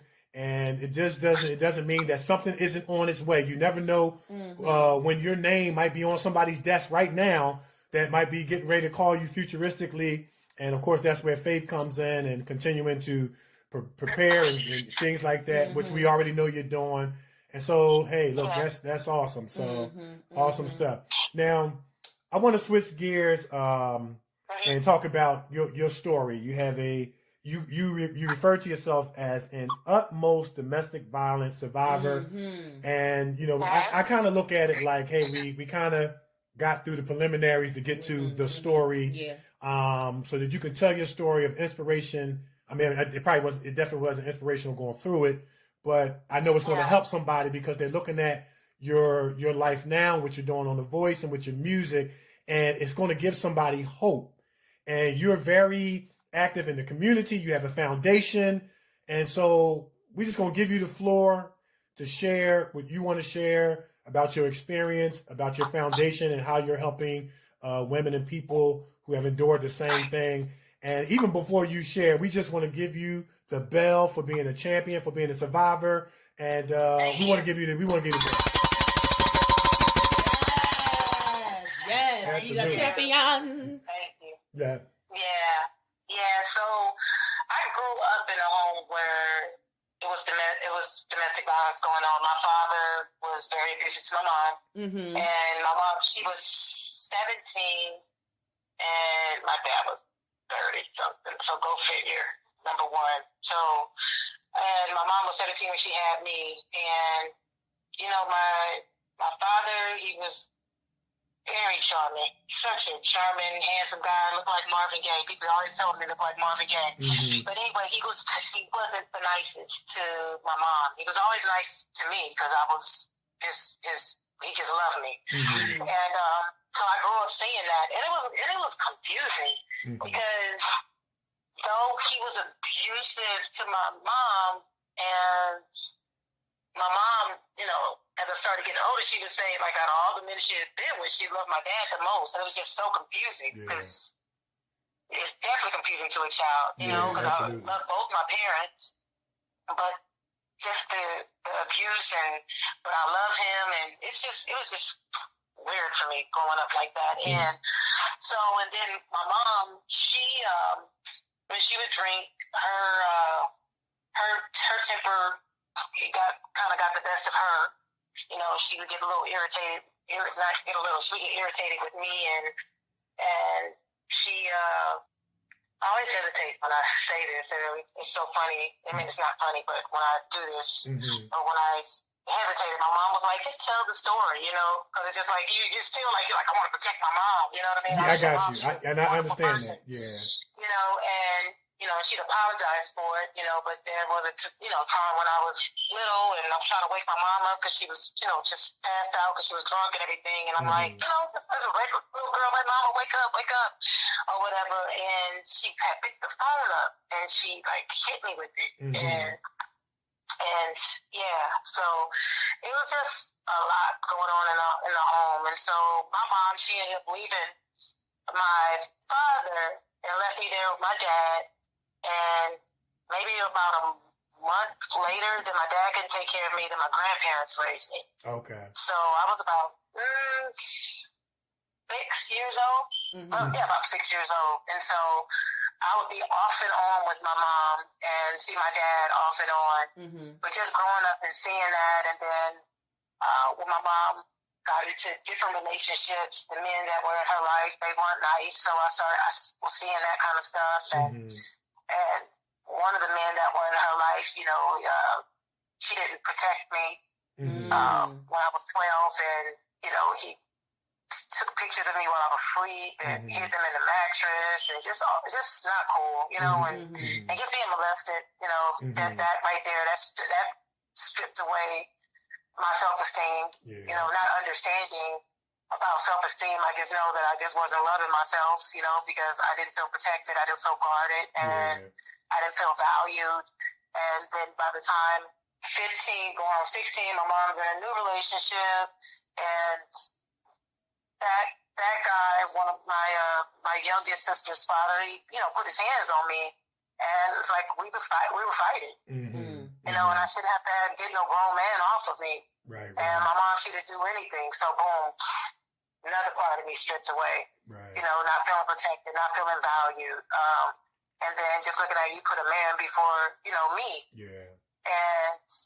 And then in high school, getting raped, it's just like, no, don't feel valued, don't feel protected, it's my fault. You know, it's all those kind of thoughts going through my head and everything. And I said I would never go through that kind of stuff, and I repeated the cycle, you know. And when I was 17, ended up getting into a relationship with this guy who went to my church. And he had been trying to get with me since I was 15 years old. And I finally got with him after I graduated from high school. And it was history after that. Like, he and I, we were together. And but he was super, super, super duper jealous. I'd be at work, because I worked in a mall, and I would look across the way there, and he would be just sitting there, like, watching me and everything while I work and everything, like, oh yeah, it was bad. And and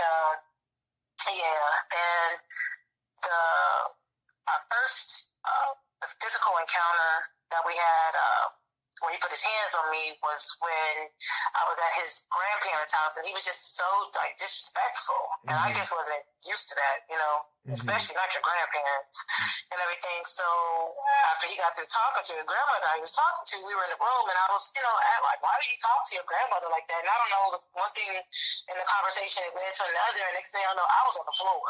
Wow. And I'm holding my face. He's like, oh, I'm so sorry. Just real quick. I'm sorry. You know, I didn't mean to do this. Yada, yada, yada, yada. I didn't mean to do this. And I forgave him. But that one time of that led to many more times. And it just got worse. And it just got worse. And I didn't know anything about any kind of drugs or anything. Like, nothing. I was just a church girl. That's a church girl. So he introduced me to substances, and, you know, and talked me into dancing, and, you know, a lot of other things lead to other things, you know, when you're in that life. And I'm just so grateful and thankful. Oh wow. Yeah, man. That's that. I mean, God, he protected me. He covered me. And just all the stuff that I had experienced, like, it's just like this. I'm just so thankful, God, there's still innocence that he is still giving to me. you know, even though I've seen so much. Yeah. And I'm just so thankful that my life was spared. You know, I didn't die out there. Yeah. Didn't nothing happen to me, to my body or anything, you know what I mean? You hear some horror stories and people running to the doctor and all that kind of stuff. Thank God, you know, things like that didn't happen to me. And it's just like, I didn't know who I was. I didn't value myself. I didn't love me. And, you know, so I allowed that. And so I guess, you know, the enemy, that door was open. Mm-hmm. And for him to come into my life during that time, I just really felt like it was just really a setup, you know? And because it's like, you catch me at a vulnerable time, and I truly believe if like a lot of those things didn't happen, that I definitely wouldn't have allowed that. And that's why it's so important for like fathers to be in their daughters' lives and to speak life into them, to validate them, so they don't wait for a man to validate who they are and everything, you know. And even like to this day, I'm still working on myself. I don't think I'll ever just arrive. I'm always growing, constantly just working on myself. Sometimes I think I can be, you know, sometimes I know I'm too hard on myself, but it's just like, you know, I know where I've been, and I don't ever want to ever go back there, you know, and so that's why I'm passionate about it. And the foundation called You Matter to Me Foundation, it's a new foundation, and just to want to just be a help to other women, you know, people who need what it is that I have, those who need to hear my story so that it can inspire and impact other lives. And for those who haven't had a chance, haven't had a chance, but those who have not gone through that stuff, but to hear my story so that they can see the signs and see the red flags, so that they can say, oh, okay, no, I heard her story, and I'm going to be aware and pay attention to red flags, so I don't have to go through what she went through. So, and to be able to help those who have gone through it and who are in the situation as we're speaking right now, you know, to let them know, like, there is hope. If you are hearing me, if you have breath in your body right now, you are alive, there is still a chance, you know, because some women didn't make it out, and it just doesn't happen to women. It happens to men too. You know, maybe not, of course, not as much, you know, but it can happen to men. And so starting this foundation was because of the different things that I had been through with domestic violence, and I just, you know, want to be a blessing. So going into 2021, really want to take the You Matter to Me Foundation to a whole new level, you know, and just really seeking God on everything that He needs me to do in regards to the foundation, and with me sharing my story. So Well, I mean, once again, I just have to reiterate that I mean, you are a champion, you are a survivor, you are a victor, and you know there evidently with what your life represents now, as what they say on the other side of through. You know, you made a decision that you wasn't going to be a victim, and I know that when we go through, you know, things in life, especially us that are of the household of faith, we can wrestle with God, with why did this happen to me? Why am I going through this? Why did I deserve this? But evidently, somewhere you changed your why from why did I go through this to why did I survive it? Because now that you are on that side of the why did I survive it, you found purpose. You're worldwide known, you're singing, you're blessing people with your voice, you have your foundation, and you're inspiring and encouraging women and men alike who are in this situation, trying to give them hope, help, and healing, trying to give them encouragement, inspiration, and motivation. And so somehow we hold fast and adhere to the thinking that somehow God can take messes and turn them into miracles and give us a message. And that is what you are doing. And we have to give you the bell one more again. And we got this. helping a lot of Thank ladies. you. Yeah. Helping Thank a you lot very of much. people. Now, with the foundation I have on YouTube, it's a I have the You Matter to Me Foundation presents the virtual experience. Okay. And what I did is put together an event, and they're singing, because I didn't want it to be just like a sad, just so sad. You know, we're survivors, and so that's why I wanted to do this virtual experience. That's why I did the virtual experience. My mom is on the show telling her story, and then I'm sharing my story. I didn't really get to go in depth like how I'm going in with you guys. I shared some things. But yeah, I would love for you guys to check it out. The You Matter to Me Foundation presents the virtual experience. They're singing, and there's these, the women are sharing their stories. Okay. Their intimate stories.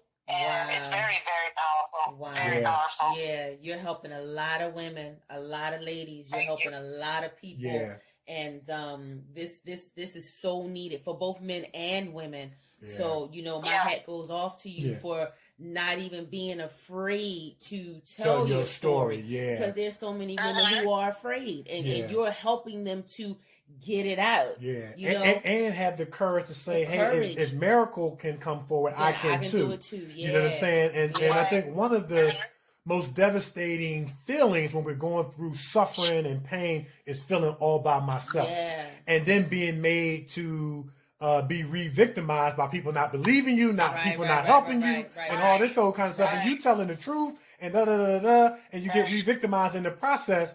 And it's as pain on top of an open wound, but you giving people courage to come forward and say, hey, you know, it's okay for me to tell my story. Yeah. Because I'm sure that by telling your story and then having your foundation, it was freeing for you.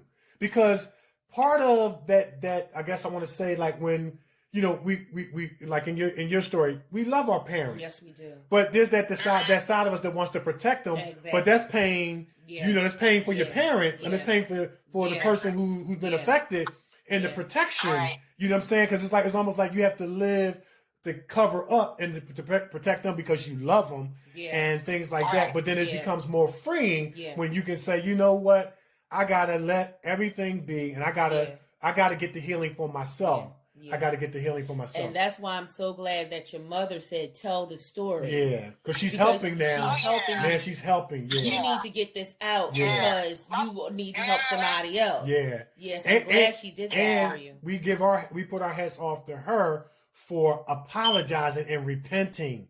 Because that assists in healing too. By coming back, it's never too late to come back and say, I'm sorry. Yeah. I wish I could have made a different decision, or that helps somebody so much that's in a situation like that. And then to say, you know what, baby, go ahead on and tell your story. In other words, at the risk of me looking bad, I'm cool with it. You go ahead and get your freedom. Exactly, because somebody, she's going to get freed and somebody going to get some healing. Yeah. You know, somebody's going to get the courage to come up and tell their story too. That's right. So it works for everybody. Yeah. And, you know, in football, it's called getting tackled and falling forward. And you've gotten tackled by life, and you're falling forward, and you're getting the extra yard, and you're helping your team get closer to a touchdown. That's right. That's right. That's right, Coach. That's it. Right. I love it. Yeah. I love it. And I appreciate my mom because, you know, she's free. My mama, she's free. She's like, baby, tell the story. That's it. Right. That's it right there. You know what That's I mean? right. And, Tell the story. and she apologized. But the thing is, it's like I didn't really understand why she would allow certain things until I really understood her story. You know, it's like my mom, she shared a story. She got molested when she was little. You know, she got raped, not just by one person, but by 10 men. Wow. A so-called friend set her up. Right. So, and then when my mom got molested as a child, she told my grandmother, and my grandmother was like, "Oh, he wouldn't do that." And she shut down from there. So, you know, and then her, you know, meeting my father, you know, she's still a teenager, you know, just trying to put myself back in that space of a 17-year-old. Like you think back when you were 17, you think you're grown, but we're still a baby. We're still learning. Yeah. And 17 years old and somebody 30 something. Like, you know what I mean? My mama, she never had a chance to really be a kid. Yeah. You know, I had my brother when she was 15. Mm-hmm. So, so it was just like she never had a chance to heal. And, back in when she was young, they didn't have, let's go get therapy. Yeah. Let's go sit down and talk to somebody. It's hush, hush. We're not talking about it. Right. She had to live with that kind of stuff and holding that stuff in. So that's why, her using substances, it was a Band-Aid. Yeah. Just as it ended up being, for me. Yeah. And everything. And it was crazy. My dad is the one who my mom didn't know nothing about drugs. My dad is the one who gave her drugs. Right. Okay. So, yeah. and so, and it's about breaking that generational curse. Yeah. And it is broken. Not breaking, it's broken. Yeah, Just there so you go. say it's broken. Yep, That's that it. generational curse. We gotta break the cycle Yep. and say that the buck stops here. Enough is enough. Because, history repeats itself, hurt people, and we got to stand up to it and say, it's not going no further than me. That's it. And so that's the stand that we got to take spiritually, holistically, and you're doing that. You're doing that because Myracle, I can say this. I know now at least a couple reasons why your name is Myracle. That's because right. where you should be based on what you went through, you shouldn't be where you are. That's right. Yeah. Yeah, you should not be where you are spiritually, mentally, emotionally, physically, holistically. Because most people who have gone through what you have gone through didn't, like you said, didn't make it. And for those that do make it and are living with the pain, they can't even function properly from day to day in terms of pulling it together, to hold a steady job or hold a steady relationship and blah, blah, blah, blah, blah, blah, blah. And you definitely are a miracle, and it's definitely a miracle on the Kevin and Nikee show. That's it is a miracle right. on Christmas That's and right. moving forward. So we give you the bell one more time. And the clapper. And a clap. Clap. Yeah. Thank you very much. Yeah. I didn't get a chance. I don't know if you guys had this part. I donated my kidney. I was just about to ask you. Did. Yeah. Yes, I was just did. about to ask you about that. I saw that. You In donated. fact, David shared it with me on Instagram. You got your new boo who love you, boo. and you donated your That's right. he donated your kidney, and you sang in the hospital room. That's talk right. a little bit about that. Yes. So how I met the love of my life, I met him through a mutual friend of ours while I was on the show The Voice, and he introduced me to him because my husband, he's my husband, he is a tailor by trade, designer. He's designed a lot of the restaurants here in Chicago. Nice. And he's designed clothes for like Will Smith, nice. other celebrities and things like that. And I mean, his resume is so big. But it was just a blessing how just God connected us because I got connected with him so that he could help me with my styling and everything, with my fashion and things like that. And so I talked to him over the phone. When we were talking on the phone, and I was telling him about me after we hung up, like I was crying, like not boo-hooing, but my eyes, my heart went out. I didn't even know what was going on with him, but I just knew in my spirit, that God, there was something that God wanted me to do for him. I didn't know what it was. I knew nothing about his kidney. Second time I talked to him on the phone, I tell him my why. He says, you guys talk about the why. Yeah. And when I told him about my why, he flew me out here to Chicago and we started, looking at different styles and things for like fashion and things that I like and everything. And he told me about his kidney, and he had a kidney disease for like a little over 20 years. Oh, wow. And and I knew immediately right then and there, I was like, that's what God wants me to do for him. Okay. And we weren't even talking to each other in that kind of way. Wasn't even looking at him in that kind of way. Just everything was professional and kept the business. Mm-hmm. And things just transformed into a relationship. Yeah. And I even let him know, like, if things don't work out, I'm still going to, give you the kid. And he didn't even want it. He was like, okay, give me the kidney. I know, because most people would be like, I ain't giving you my kidney then. You know what I'm saying? That's right. I want my kidney back. Yeah. Yes. I got you. That's it.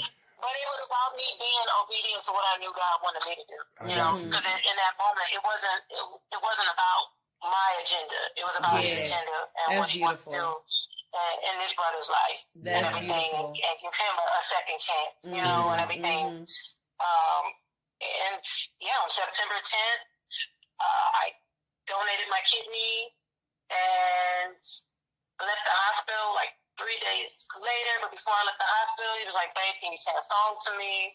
Just sing me just something." I couldn't like really go in. Right. But he was like, "Just sing me something, babe, before I go." And so I sang to him, and the nurse,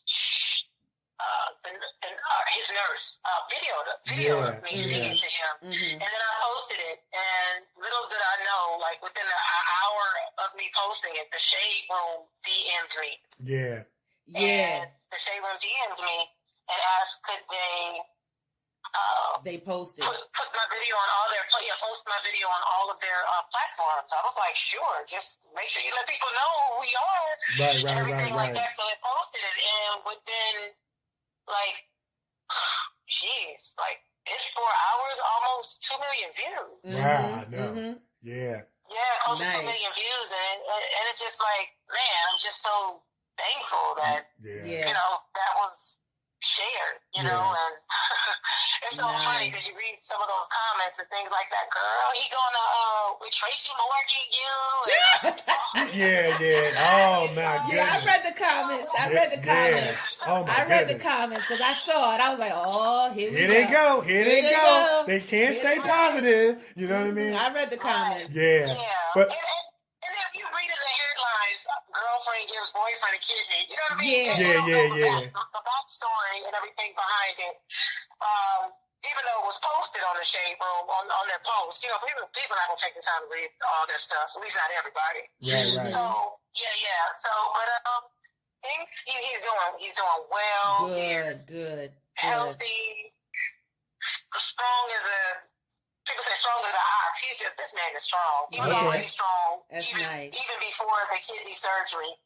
And I mean, I think he has like bionic powers or something. Nice. Yeah, that is a powerful story of selflessness, obedience, and much more. But speaking of September 10th, that happens to be my brother David Ben's birthday, and I know that you connected. Yeah, I know that you connected with him, and you even got some hair from Urban Elite Beauty and went and sang on The Voice with it. Wow. So you can look at the video. Well, it was a quite a few videos, but the one where You Are So Beautiful and when I did the Whitney Houston song, I'm Your Baby Tonight. Yeah. That's that hair. I know Dave was like, that's my hair. That's my hair. She wearing my hair. Wow. Shout out to Urban Elite. Just shout out to David. Thank you. Yeah, he reached out to me, and I just really appreciate him just being bold enough to just say, you know what, I'm just going to DM her and see if, and connect with her. And I just I'm really glad that, we connected like that. So it was really a blessing. And everything. Absolutely. So, Absolutely. And his products, the products are amazing. That 24 Oh, we know. Yeah. We know. I got my bottle. You know what I'm saying? Got mine too. Yeah. Yeah. But Myracle, you are definitely a miracle. You're amazing. Yeah. Thank you so much for being a special celebrity guest on our show. You're a powerful person with a powerful story. Yes, Lord. We want to continue to wish you continued success and blessings. And as we say, thank you. Yeah, absolutely. And as we say on the Kevin and Nikee Show, once you come on the Kevin and Nikee Show, Your family. Well, we already kind of felt like you was family, you Yes, know what I mean? Because you Lord. was connected with my brother, but we just go through the motions. You know how we do. Hey, fam. Hey, girl. Yeah, it just to kind of just, I can't tell you everything, but since the song that went, the video that went viral, and the song that I wrote called Unbreakable Love, which will be released soon, like working on the date. Okay. And that Valentine's Day, hoping towards Valentine's Day. But people have reached out to us in talks of a movie. And definitely a book. Nice. Okay, Very nice. well, look, we're going to have to bring you back to talk about that stuff. But before you go, put your website, how people can follow you on social media, your website, your foundation. And because, you know, we want to keep up when all this new stuff come out. We will be playing it on the Kevin and Nikee Show. All the music that we played today is your music. And so, yeah, we just want to celebrate Christmas and get in the Christmas spirit. And I know you got that song called Myracle on Christmas. Yes. You guys have to hear the CD. It's a classic, timeless Christmas CD. All right. Yes. And tell people how they can get the CD too. Put it all out there. Yes. You can go on all of the music, digital music outlets, stores, Amazon, iTunes, SoundCloud. Amazon, iTunes, and just type in Myracle on Christmas, and it's available on there. Okay. And you can also on Spotify, and you can find me on YouTube under my name, Myracle Holloway. Instead of an I, it's a Y, so Myracle Holloway. And my foundation is called You Matter to Me Foundation. If you want to donate to my foundation, you can go to PayPal, and it's just type in You Matter to Me Foundation.org. There you go. Okay. All right. You Matter to Me Foundation. You Matter to Me Foundation.org, and you can follow me on Instagram, Facebook. It's Myracle Holloway. Just type it in, and you'll see me on there and everything. So yeah. All right. And then my Hello Goddess Me song. Okay. That one viral. All right. And you guys can check that out on YouTube. Nice. Awesome. Well, once again, you know, we were definitely honored to have you on the show. Thank you for sharing your experience on The Voice, your experiences in your life. And it definitely takes a lot of courage to get up there and sing and try. And it takes a lot of courage to share your personal story. But man, we just so proud of you, and your life speaks for itself that, hey, whatever you go through in life, you don't have to be a victim. You can turn out to be a victor, and that's who you are. Yes. Continued success and blessing to you. Keep in touch with us. We're going to keep in touch with you. Yes. If you got new stuff coming out, let us know. We're going to blast it worldwide on the Kevin and Nikee Show, and continued success and blessing to you. Thank you so much. Don't forget, you can also DM me if you or you know anybody who has like toys and things that they wanted to give to kids and to families, those who have gone through like domestic violence and then they're like in shelters and things like that. So my foundation is helping with that as well. So you can DM me if you guys have that information. I appreciate being on your show. So much love and success to all of you, and thank you. Yeah. You're welcome. And Merry Christmas. Yes. And Merry Christmas, Happy Holidays, and a Happy New Year, and much, much more. Yes. All right. Same to you guys. Thank you. And if you need a backup singer, holler at your girl. See, here goes Nikee auditioning on the way out. Nikee auditioning on the way out. I told you, watch out. I sing all the parts: soprano, alto, and tenor. Yeah. I love it. All right. Take care. Keep doing what you're doing. We sure will. Take care. Bye-bye. Okay.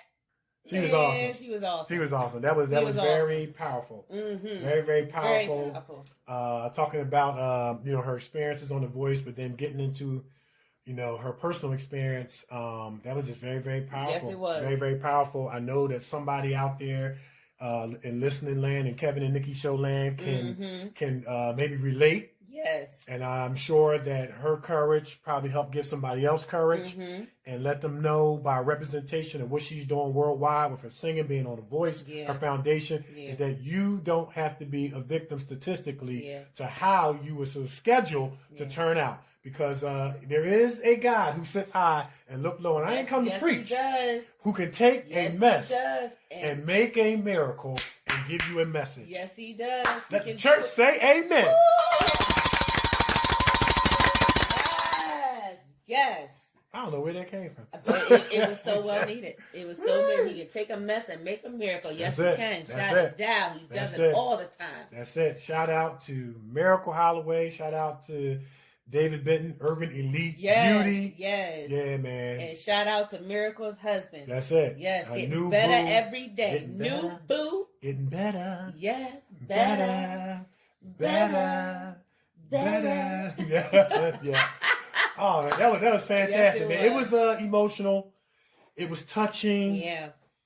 Man, you just kind of, you just kind of sat back and you just listened and just absorbed, and it was emotional, but it was powerful. Yeah, it was powerful. it was. It was powerful in terms of what it represented, in terms of her other side of through, and what she's doing now to help people to She's get free. helping a lot of people. She's helping a lot of ladies, and like I said, her mother get the bell. Her brother.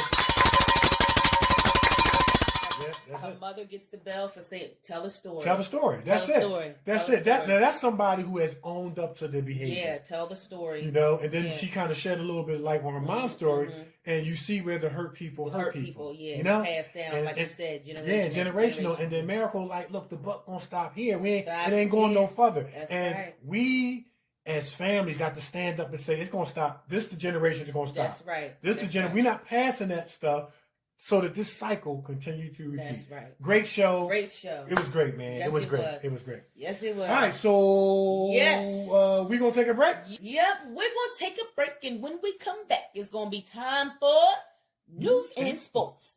Scholars Professional Editing Firm consists of a specialized group of academic doctors, editors, and statisticians that keep doctoral candidates moving through the academic doctoral process. The Scholars Group accepts doctoral dissertation, capstone projects, premise, research studies, research proposals, and oral defense preparations and presentations. The Scholars offer both qualitative and quantitative research assistant data analysis, dissertation editing, writing support, and mentorship through their Bootcamp 8-week online program. The Scholars Professional Editing Group will keep you moving. And for more information, visit www.thescholarsedititing.com. That's www.thescholarsedititing.com, or contact Dr. Tamika Haynes at 281-315-6053. All right. Okay, so now it's time for news and sports. All right. So in sports, I got a short sports story. All right. So I know the Eagles played the Cardinals on this past Sunday, but I want to go back to the Eagles versus the New Orleans Saints game last week. It was a significant game, of course, because it was the game in which there was a switch at quarterback that gave Jalen Hurts his first NFL start. But it was an even more significant game because the Eagles won the game 24-21. Yep. Now, I love this story because it's a story about the quote-unquote experts counting out the Eagles and Jalen Hurts, and like a weatherman giving a false weather report, it turned out just the opposite. They said that this was Jalen Hurts' first start in an NFL game, and it's not like college. They said that the New Orleans Saints have a 9-game winning streak. They said the Saints have the number 1 defense in the NFL. They said no one is expecting Jalen Hurts to play well, but when everything with Carson Wentz wrong, and they said switch quarterback, Jalen hurts all their feelings because he played well and the Eagles won the game. Preach, Pastor. The experts should have known better. The city where the ultimate underdog of all time overachieves. Can you hear that Rocky music playing in your head right now?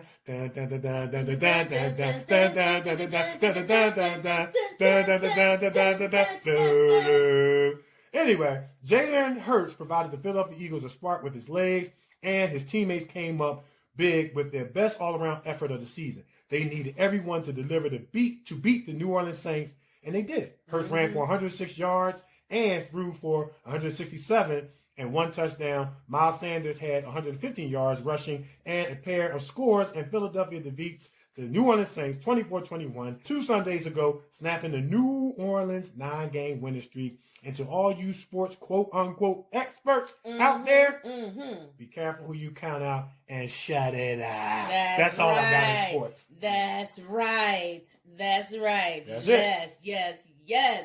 They talked a lot of smack about that young man. Sure did. He did it. He did it. And now the same person the one person who talked the most smack on Fox 29, I ain't gonna say no name, had to come back and say some other stuff. You know, he did well. He surprised me. He shocked me. You know, I'm glad about what he did. Really? Was that was what you said? That wasn't your original commentary. Last time. That's it. Okay, that is not what you said last time. But okay.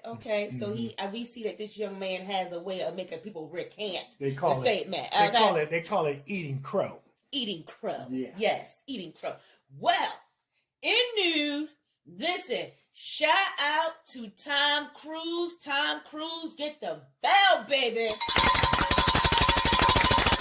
Listen, Tom Cruise was on the set of his latest film they're filming, and honey, he shut it down. He cussed everybody out. And I wish I could say what he said, but I can't. This is a family show, but I wish that I could. Let me drop it down for you. You know we're in this pandemic, and everybody's supposed to be wearing their mask and 6 feet apart. Well, the crew, the people on the set was not doing that, and Tom Cruise was not here for none of it. He laid them out royally. I hear you. And he was like, one of the things he says that people are dying, and you guys are not taking this seriously. You're not standing 6 feet apart. You don't have on your mask. You're not doing social distancing. You're doing everything but that. He was laying them out. He was going off. And let me tell you, every single celebrity in the celebrityism world gave Tom a hand clap. Okay? They said, that's right. They said, that is right. Because, and Tom was saying that, you know, we have to be the example to show these film sets that they can get back to work. Right. And he said, so many people are out of work right now. He said, so many actors are out of work because productions are shut down. And he said, we have to be the example to show them that we can open back up. We can get back to work. We can get back to filming. And he said, y'all not doing that. Y'all not helping me. Man, he let it rip. And I'm gonna tell you what's gonna happen is you're gonna have a lot of celebrity actors following suit if they see stuff wrong, because you know it's about protecting the person next to you and yourself. You know what I'm saying? So man, shout out to Tom Cruise, man, laying down the law, because people think that this is a game. Yes, you know they think that this is a game. Tom Cruise was not playing at all. He let them people have it. He has some choice words up in there too, because you know somebody getting cussed out when all you hear is bleep bleep bleep bleep bleep bleep bleep bleep bleep bleep bleep bleep. Man, he was chewing them people out royally. He was very upset. They said he stopped. He called cut. Okay. And cussed them out royally, and people all over was like, shout out to Tom Cruise. That's right, because we all need to get back to work. You got a lot of actors, you know, who are not working because productions and different things are shut down. We know we were supposed to be in LA in October? And we could not go to film because of, you know, the pandemic. And he said, you guys are playing around. You playing too much. Shoot. Tom Cruise, get the bell, baby. That's it. I had another story, but honey, when I saw that tops all of that. Sure did. Because that's the. I mean, when it comes from somebody like Tom Cruise, when he speaks, people you have to listen. You have to listen. He was serious. You know, that tops all of that. Yeah. He was serious. He was not playing. He was not playing. That's it. That's all I got. News, baby. All right. That's all I got. All right. So we're going to take a break. And when we come back, it's going to be time for my favorite part of the show. We're going to find out what's bothering Nikee. It's the Kevin and Nikee Show on IR Radio. We're everywhere, and we will be right back.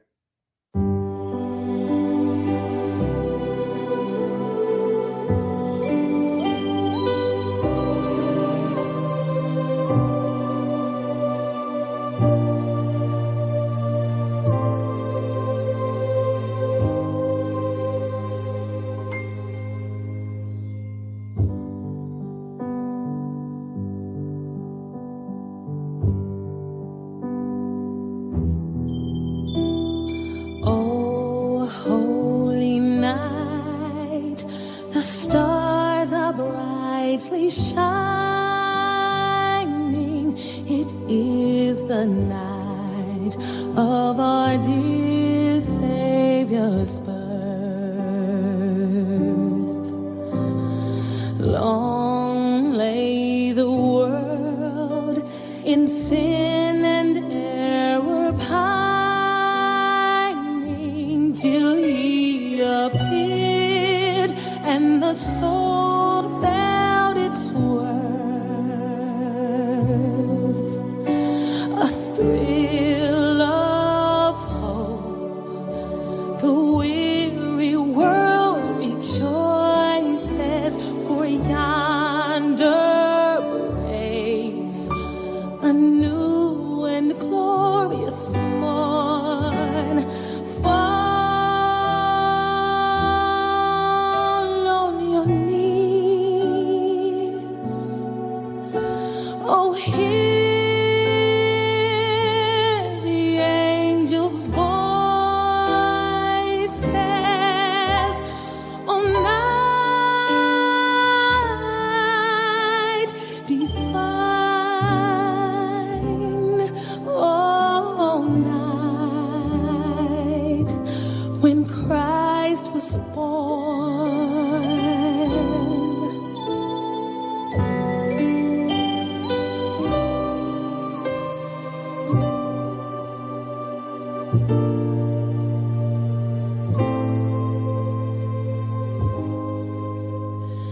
Truly he taught us to love one another.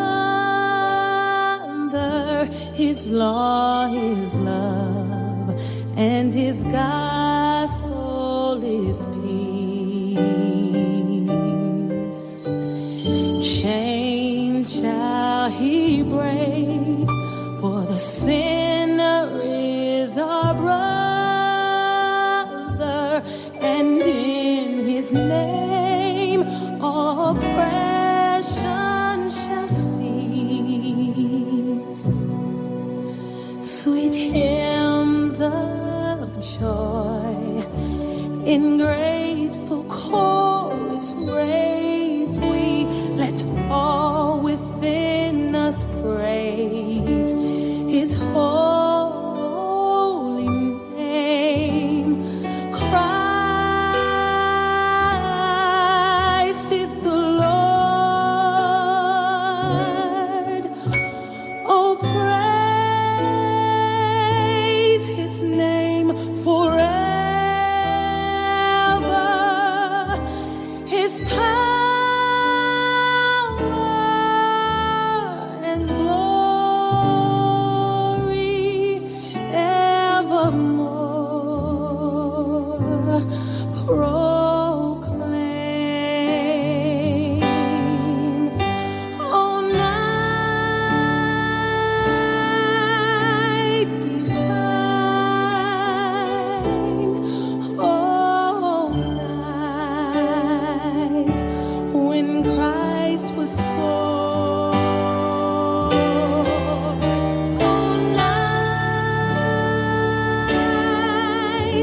divine,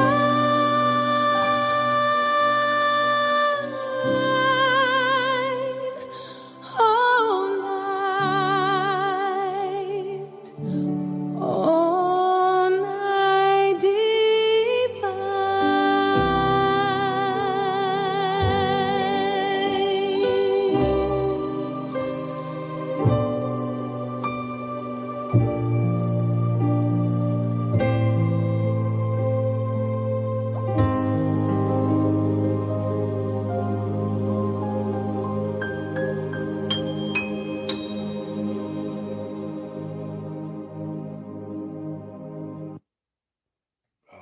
All right. All right. So we are back. Yeah.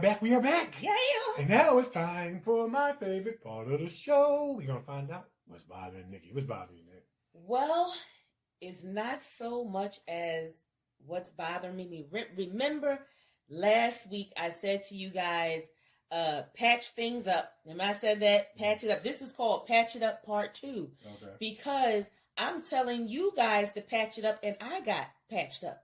Okay. I got passed up. So for those who don't know, I'm going to tell you in so many words. You know, Nikee don't put out a business, but You don't. Oh my goodness.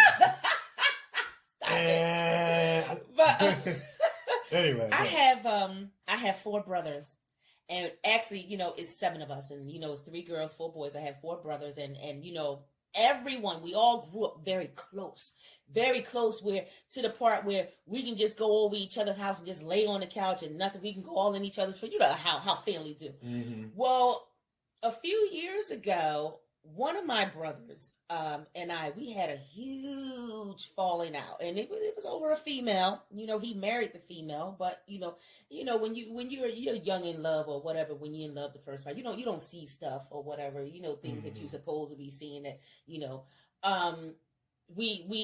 the fiance, his wife and we had, I didn't know it was an issue, but apparently she thought it was an issue, and she told my brother about it, and without, you know, coming to me and talking to me about it, my brother got highly upset, and, you know, some words were exchanged, and, we never spoke again. Mm-hmm. My brother and we haven't spoken in 6 years over that issue. 6 years.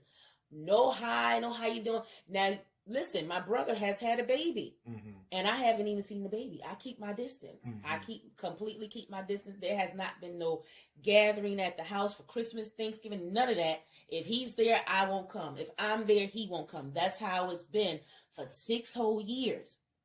Well, over the weekend, actually it was on Friday, I'm getting ready to get off work, and my phone rings, and it's my brother. Now, the only reason why I answered, I'm be honest, the only reason why I answered it is because I thought my mother was calling me from his house. Because sometimes she do stuff like that. Because my mother has been trying for 6 years to get us to patch this thing up. Okay. And it failed every year. Like, I'm not doing it. He's not doing it. No.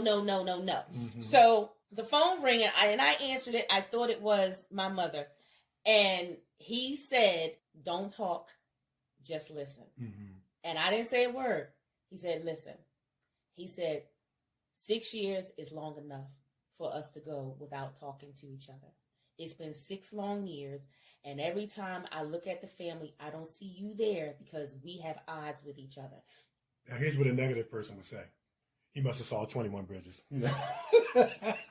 He saw you in 21 Bridges. It's like, no, I said that's what a negative person would say. But a positive person would say, man, that's great. Keep going there. Keep going. Kevin, you get on my nerves. So he said, I just want to let you know that I love you dearly. He said, before this whole nonsense happened, we were very close. We had a very good relationship. He said, I was a little blinded then, but my eyes are open now. Wow, and I just want to let you know that I'm sorry. That's awesome. And he was like, he said, I don't care. He said, I need to see your face before we walk into the next year. I got you. And he said, I don't care if I come to your house, you come to my house. He said, I don't care. We can meet at the mall. We can meet at CVS or whatever. But I need to lay hands on you. I need to hug you, and I need to kiss you before this year ends.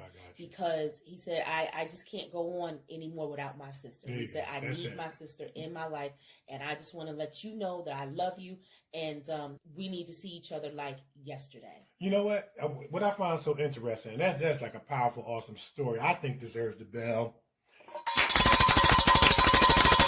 Yeah, we love good endings here on the Kevin and Nikee Show. But I think what's so powerful about this is that you put out into the atmosphere encouraging others to patch it up. And it was like that blessing came back for you. You understand what I'm saying? And to me, I mean, you know, I don't see it a coincidence. I don't see it an accident, because you put it out last week. Yeah, I put it out and now it is that, you know, mercy that you put out there has come knocked back on your door. Right. And this is just this proof that, you know, there is a such thing as good karma. You know, we always think about karma in the negative context. Right. You know, what was the name of our special guest? Dr. Charles. Oh, Dr. Charles. Yeah, Dr. Charles. Charles, who he passed away. He was the bodyguard for Michael Jackson, Whitney Houston, Bobby Brown. We had him on the show He passed away earlier this year. Rest in peace, Dr. Charles. Yeah. But he talked about that on the show that we got to change our thinking about things that are negative. And so when we think about karma, we think about the bad seeds that people have sown, and you're getting it back. But there's good karma, and this is an example of good karma. Nikee threw out positive seeds to encourage others to do what was right, what was good, what was just, what was fair, and it came knocking on her door, and a relationship is being mended. Right, and I was not expecting that. I wasn't going to make no phone calls. Yeah. And, you know, my mother, over the years, she was like, y'all acting like children. You need to work on it. You need to talk. I mean, and we just would not. We just would not. You know, it was one of them things where you go your way, I'll go my way, and we'll never meet up nowhere ever again. That's it. That's how. And we said some pretty damaging things to each other. I remember, like, one time I said to him, "You're dead to me." Okay. And my mother got so upset because I said that. Yeah. And you know, and I did call my mother and told her that he called me, and this is all I heard was. She started crying because she's been praying. Because she's been praying. That's I can tell you that. I know your mom been praying. Yeah. So, you know, and she just started crying, and she just started crying, and I couldn't get a word in. She kept saying, "Hallelujah, hallelujah, yeah, hallelujah." So your mom is a praying woman. She's been praying on us to patch it up, because we couldn't even. It was so bad where we couldn't be in the same room together without just looking like, if I was near a knife, I was going to throw it. If he was near a knife, he was going to throw it. That's how bad it was. Okay. And just and for him to, you know, get married and you know have the baby, and I never saw the baby. I didn't even want to see pictures of the baby. I didn't want to see nothing. And it was really bad. I got for you. him to for call what you're me, describing, you know, it was bad. It definitely sounds really, really bad. But you know what's the good thing out of all of this? How bad it was really makes the celebration of the mending that much more greater. Because at one point, I'm sure you probably would agree, he probably would agree, it looked impossible as far as this. It was impossible. It was just not coming back together. And to see, you know, just to see that change of heart, it just goes. It's encouraging somebody out there that it does happen. Yeah. It can happen if you just humble yourself and say these words. I'm sorry. And that's what he did. He said, "I'm sorry, and I love you." He said, "I need my sister. That's it. So I need to see your face. I need to hug you, and I need to kiss you before this year's over." That's what's up. So, and of course, my mother. Okay, well, we're gonna do this tomorrow. I'm gonna come pick you up. We're gonna do this and tomorrow. We're gonna drive over there. I'm like, "Mom, I will drive myself." So you know, Sheila already set the date up. Yeah. She arranged. Okay, so we're going to go over there for Christmas, and you know, I'm going to hug and love on them, and you know, spend some time with my brother and the baby that everybody's seen but me. So that's it.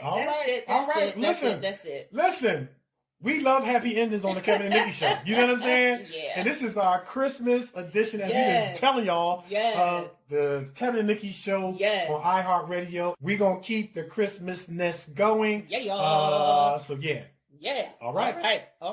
So we're going to take another break, and when we come back, it's going to be time for my favorite part of the show, Kevin's Corner. It's Kevin and Nikee Show on iHeartRadio. We're everywhere, and we will be right back.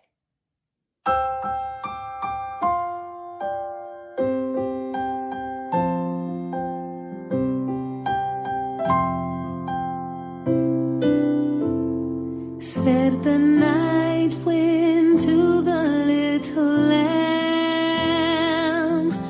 do you see what I see? Way up in the sky, little lamb, do you see what I see? A star, dancing in the night with a tail as big as a kite, with a tail as big as a kite.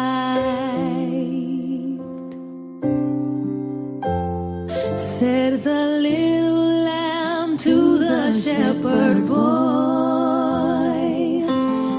do you hear what I hear?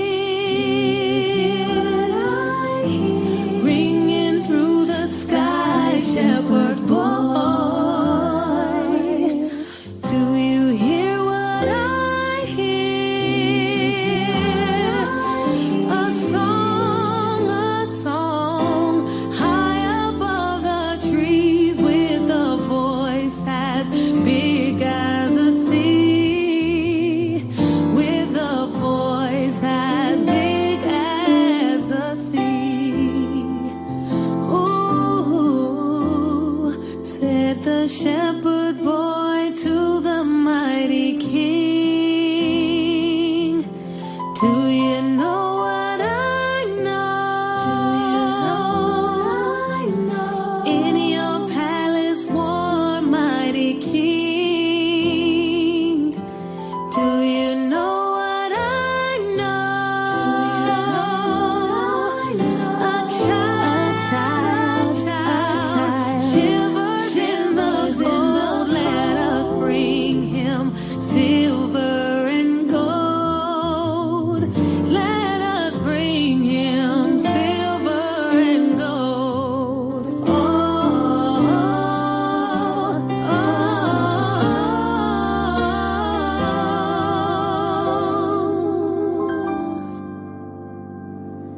said the King to the people everywhere. Listen to what I say. Listen to what I say. Pray for peace, people everywhere. Listen to what I say. The child, sleeping in the night, he will bring us goodness and light. He will bring us goodness and light.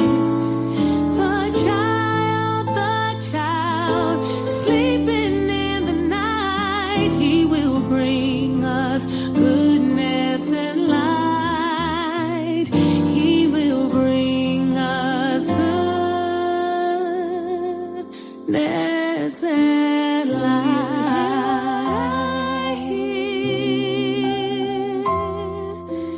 Do you hear what I hear? Do you hear what I hear?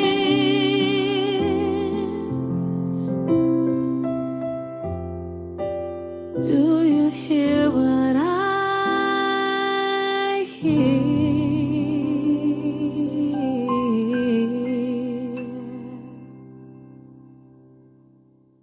You're listening to the Kevin and Nikee Show on iHeartRadio. All right. All right. It's my favorite time of the season on the Kevin and Nikee Show. Kevin's Corner. All right. So we're going to keep the high vibration train moving. Choo-choo. We got two more characteristics. We still dealing with signs that one is operating on a high vibration, the frequency and light. We're in week 89. We got two more characteristics, number 144, 145. And see, this is how I know that I'm saying what I'm supposed to be saying. That's right. Because it's going to connect so perfectly with the show, with the two characteristics I picked. Yes. But I think he picked them, and it's going to fit person. So the first one is you are resilient. Being resilient is about being able to bounce back from hard things quickly. Resilient people are able to work through hard times, learn from them, and grow stronger and more capable to overcome hard things in the future. These people understand that their setbacks are a setup for a comeback. Nice. And like the Terminator, they live this saying, I'm back. I'm back. And then the next characteristic, number 145, you are a survivor. Now, how perfectly fitting is that? Given what was shared and what was talked about. You know what I mean? The definition of a survivor is a person who copes with a bad situation or affliction, and I'm going to add in their suffering and pain, and who gets through, or a person who managed to live through a situation that often causes death. A person regarded as resilient or courageous enough to be able to overcome hardship, misfortune, etc., etc. Now, these people learn to change their why. They change it from why did I go through that, or why did this happen to me, to why didn't it kill me, and why did I survive it? And when you answer these two questions, if you don't have it already, you will find your purpose. It's pain that profits other people. Since I went through it, and that's a Kevin's Corner for another day. Love it. That's Love it. it. Love it. Love That's it. all I got. We Love out. it. We's out. All right. Put it out there. All right. Thank you guys so much for tuning in from the top, middle, and bottom of our hearts. We love you guys. You motivate and inspire and encourage us for tuning in each week. And as long as y'all keep tuning in, look, we're going to keep bringing y'all these great shows, great guests, great conversation, great topics, great music, and much, much more. Listen, you guys, you matter to us. We think about you. That's right. We think about you when we are preparing our shows because, listen, we want to inspire. And if we made you smile, laugh, think, or encourage you or inspired you within these hours or so, then, hey, look, we did our job. So I'm actor Kevin D. Benton. You can find me on Facebook, Kevin D. Benton, on Twitter at Kevin D. Benton, on Instagram, actor Kevin D. Benton, and you can find us on YouTube at Kevin D. Benton and actress Nikee Warren. Yeah, you can find me on Facebook, Nikee Warren, on Twitter at Nikee Warren, and on the gram, hello, I'm Nikee. That's spelled HELLOIMNIKEE. You can find our show, the Kevin Nikee Show, on Facebook, Kevin Nikee Show on Twitter, at Kevin Nikee Show on the gram. Listen, we keep it simple so that you guys can find us. And if you have any questions, comments, concerns regarding our show, hit us up, Kevin Nikee Show at yahoo.com. You got any questions, comments, concerns for our special guest? Myracle Holloway. Hit us up, Kevin Nikee Show at yahoo.com. Listen, we will read it to her, get the answer, and read it back. And like we say every week, who knows, your letter can be featured on our show. Listen, Merry Christmas. Merry Christmas. Merry Christmas. Merry Christmas. God bless you. And I hope that you guys, love on your family and tell them that you love them and just spread that love. Spread it, spread it, spread it. That's it. You sound like Jerry's Sport of the Day. It's the Kevin Nikee Show on iHeartRadio. We are everywhere, and we are out of here. Peace.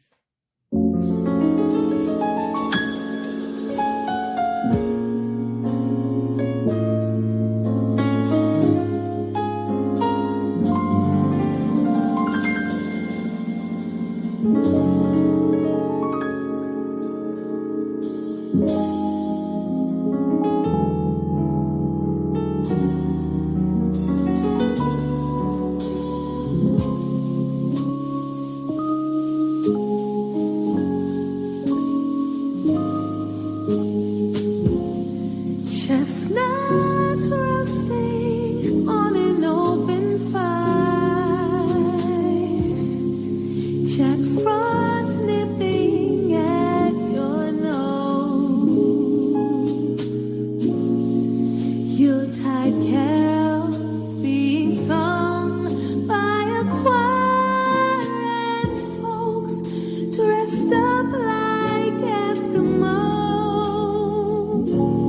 Everybody knows a turkey and some mistletoe help to make the season bright. Tiny tots with their eyes all aglow will find it hard to sleep tonight. They know that Santa's on his way. He's loaded lots of toys and goodies on his sleigh. And every mother's child is gonna spy to see if reindeer really know how to fly. And so I'm offering this simple phrase to kids from 1 to 92.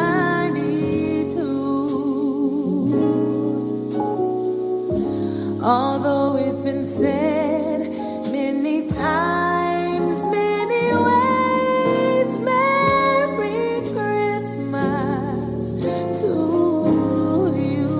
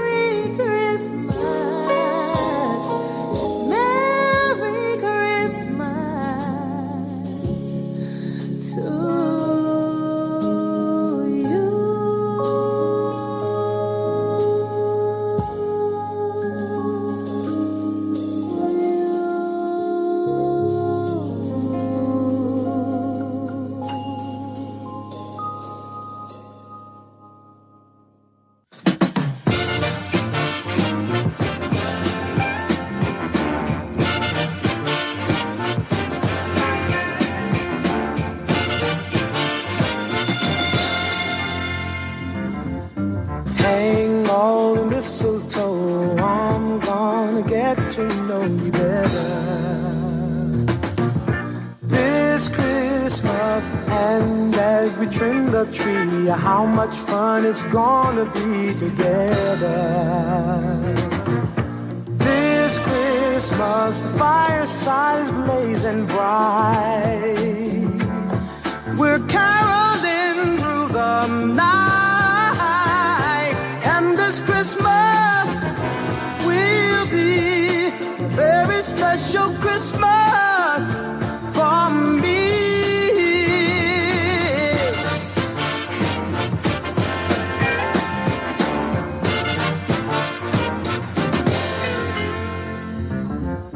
Presents and cards are here.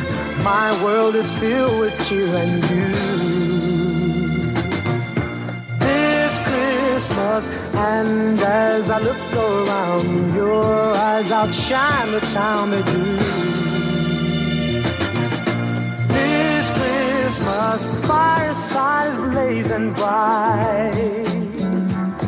We're caroling through the night.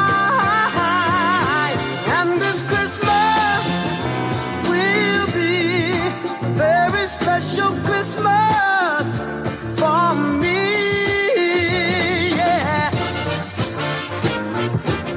Shake a hand now.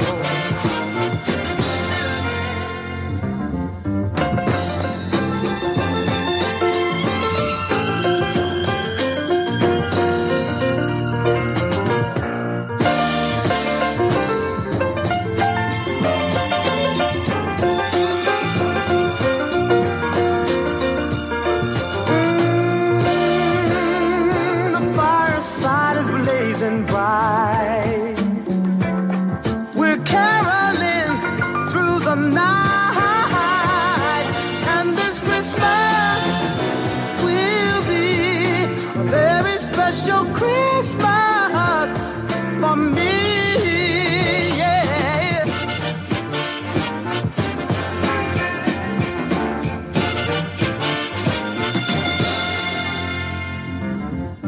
Hang all the mistletoe, I'm gonna get to know you better. This Christmas, and as we trim the tree, how much fun it's gonna be together. This Christmas, the fireside is blazing bright. We're caroling through the night, and this Christmas will be a very special Christmas for me.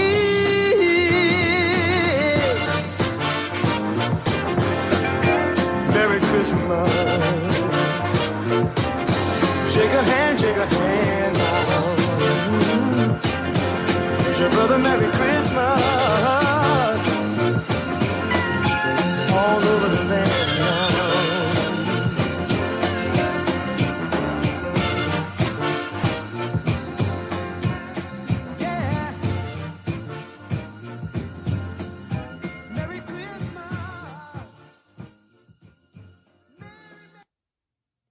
You have been listening to the Kevin and Nikee Show on iHeartRadio.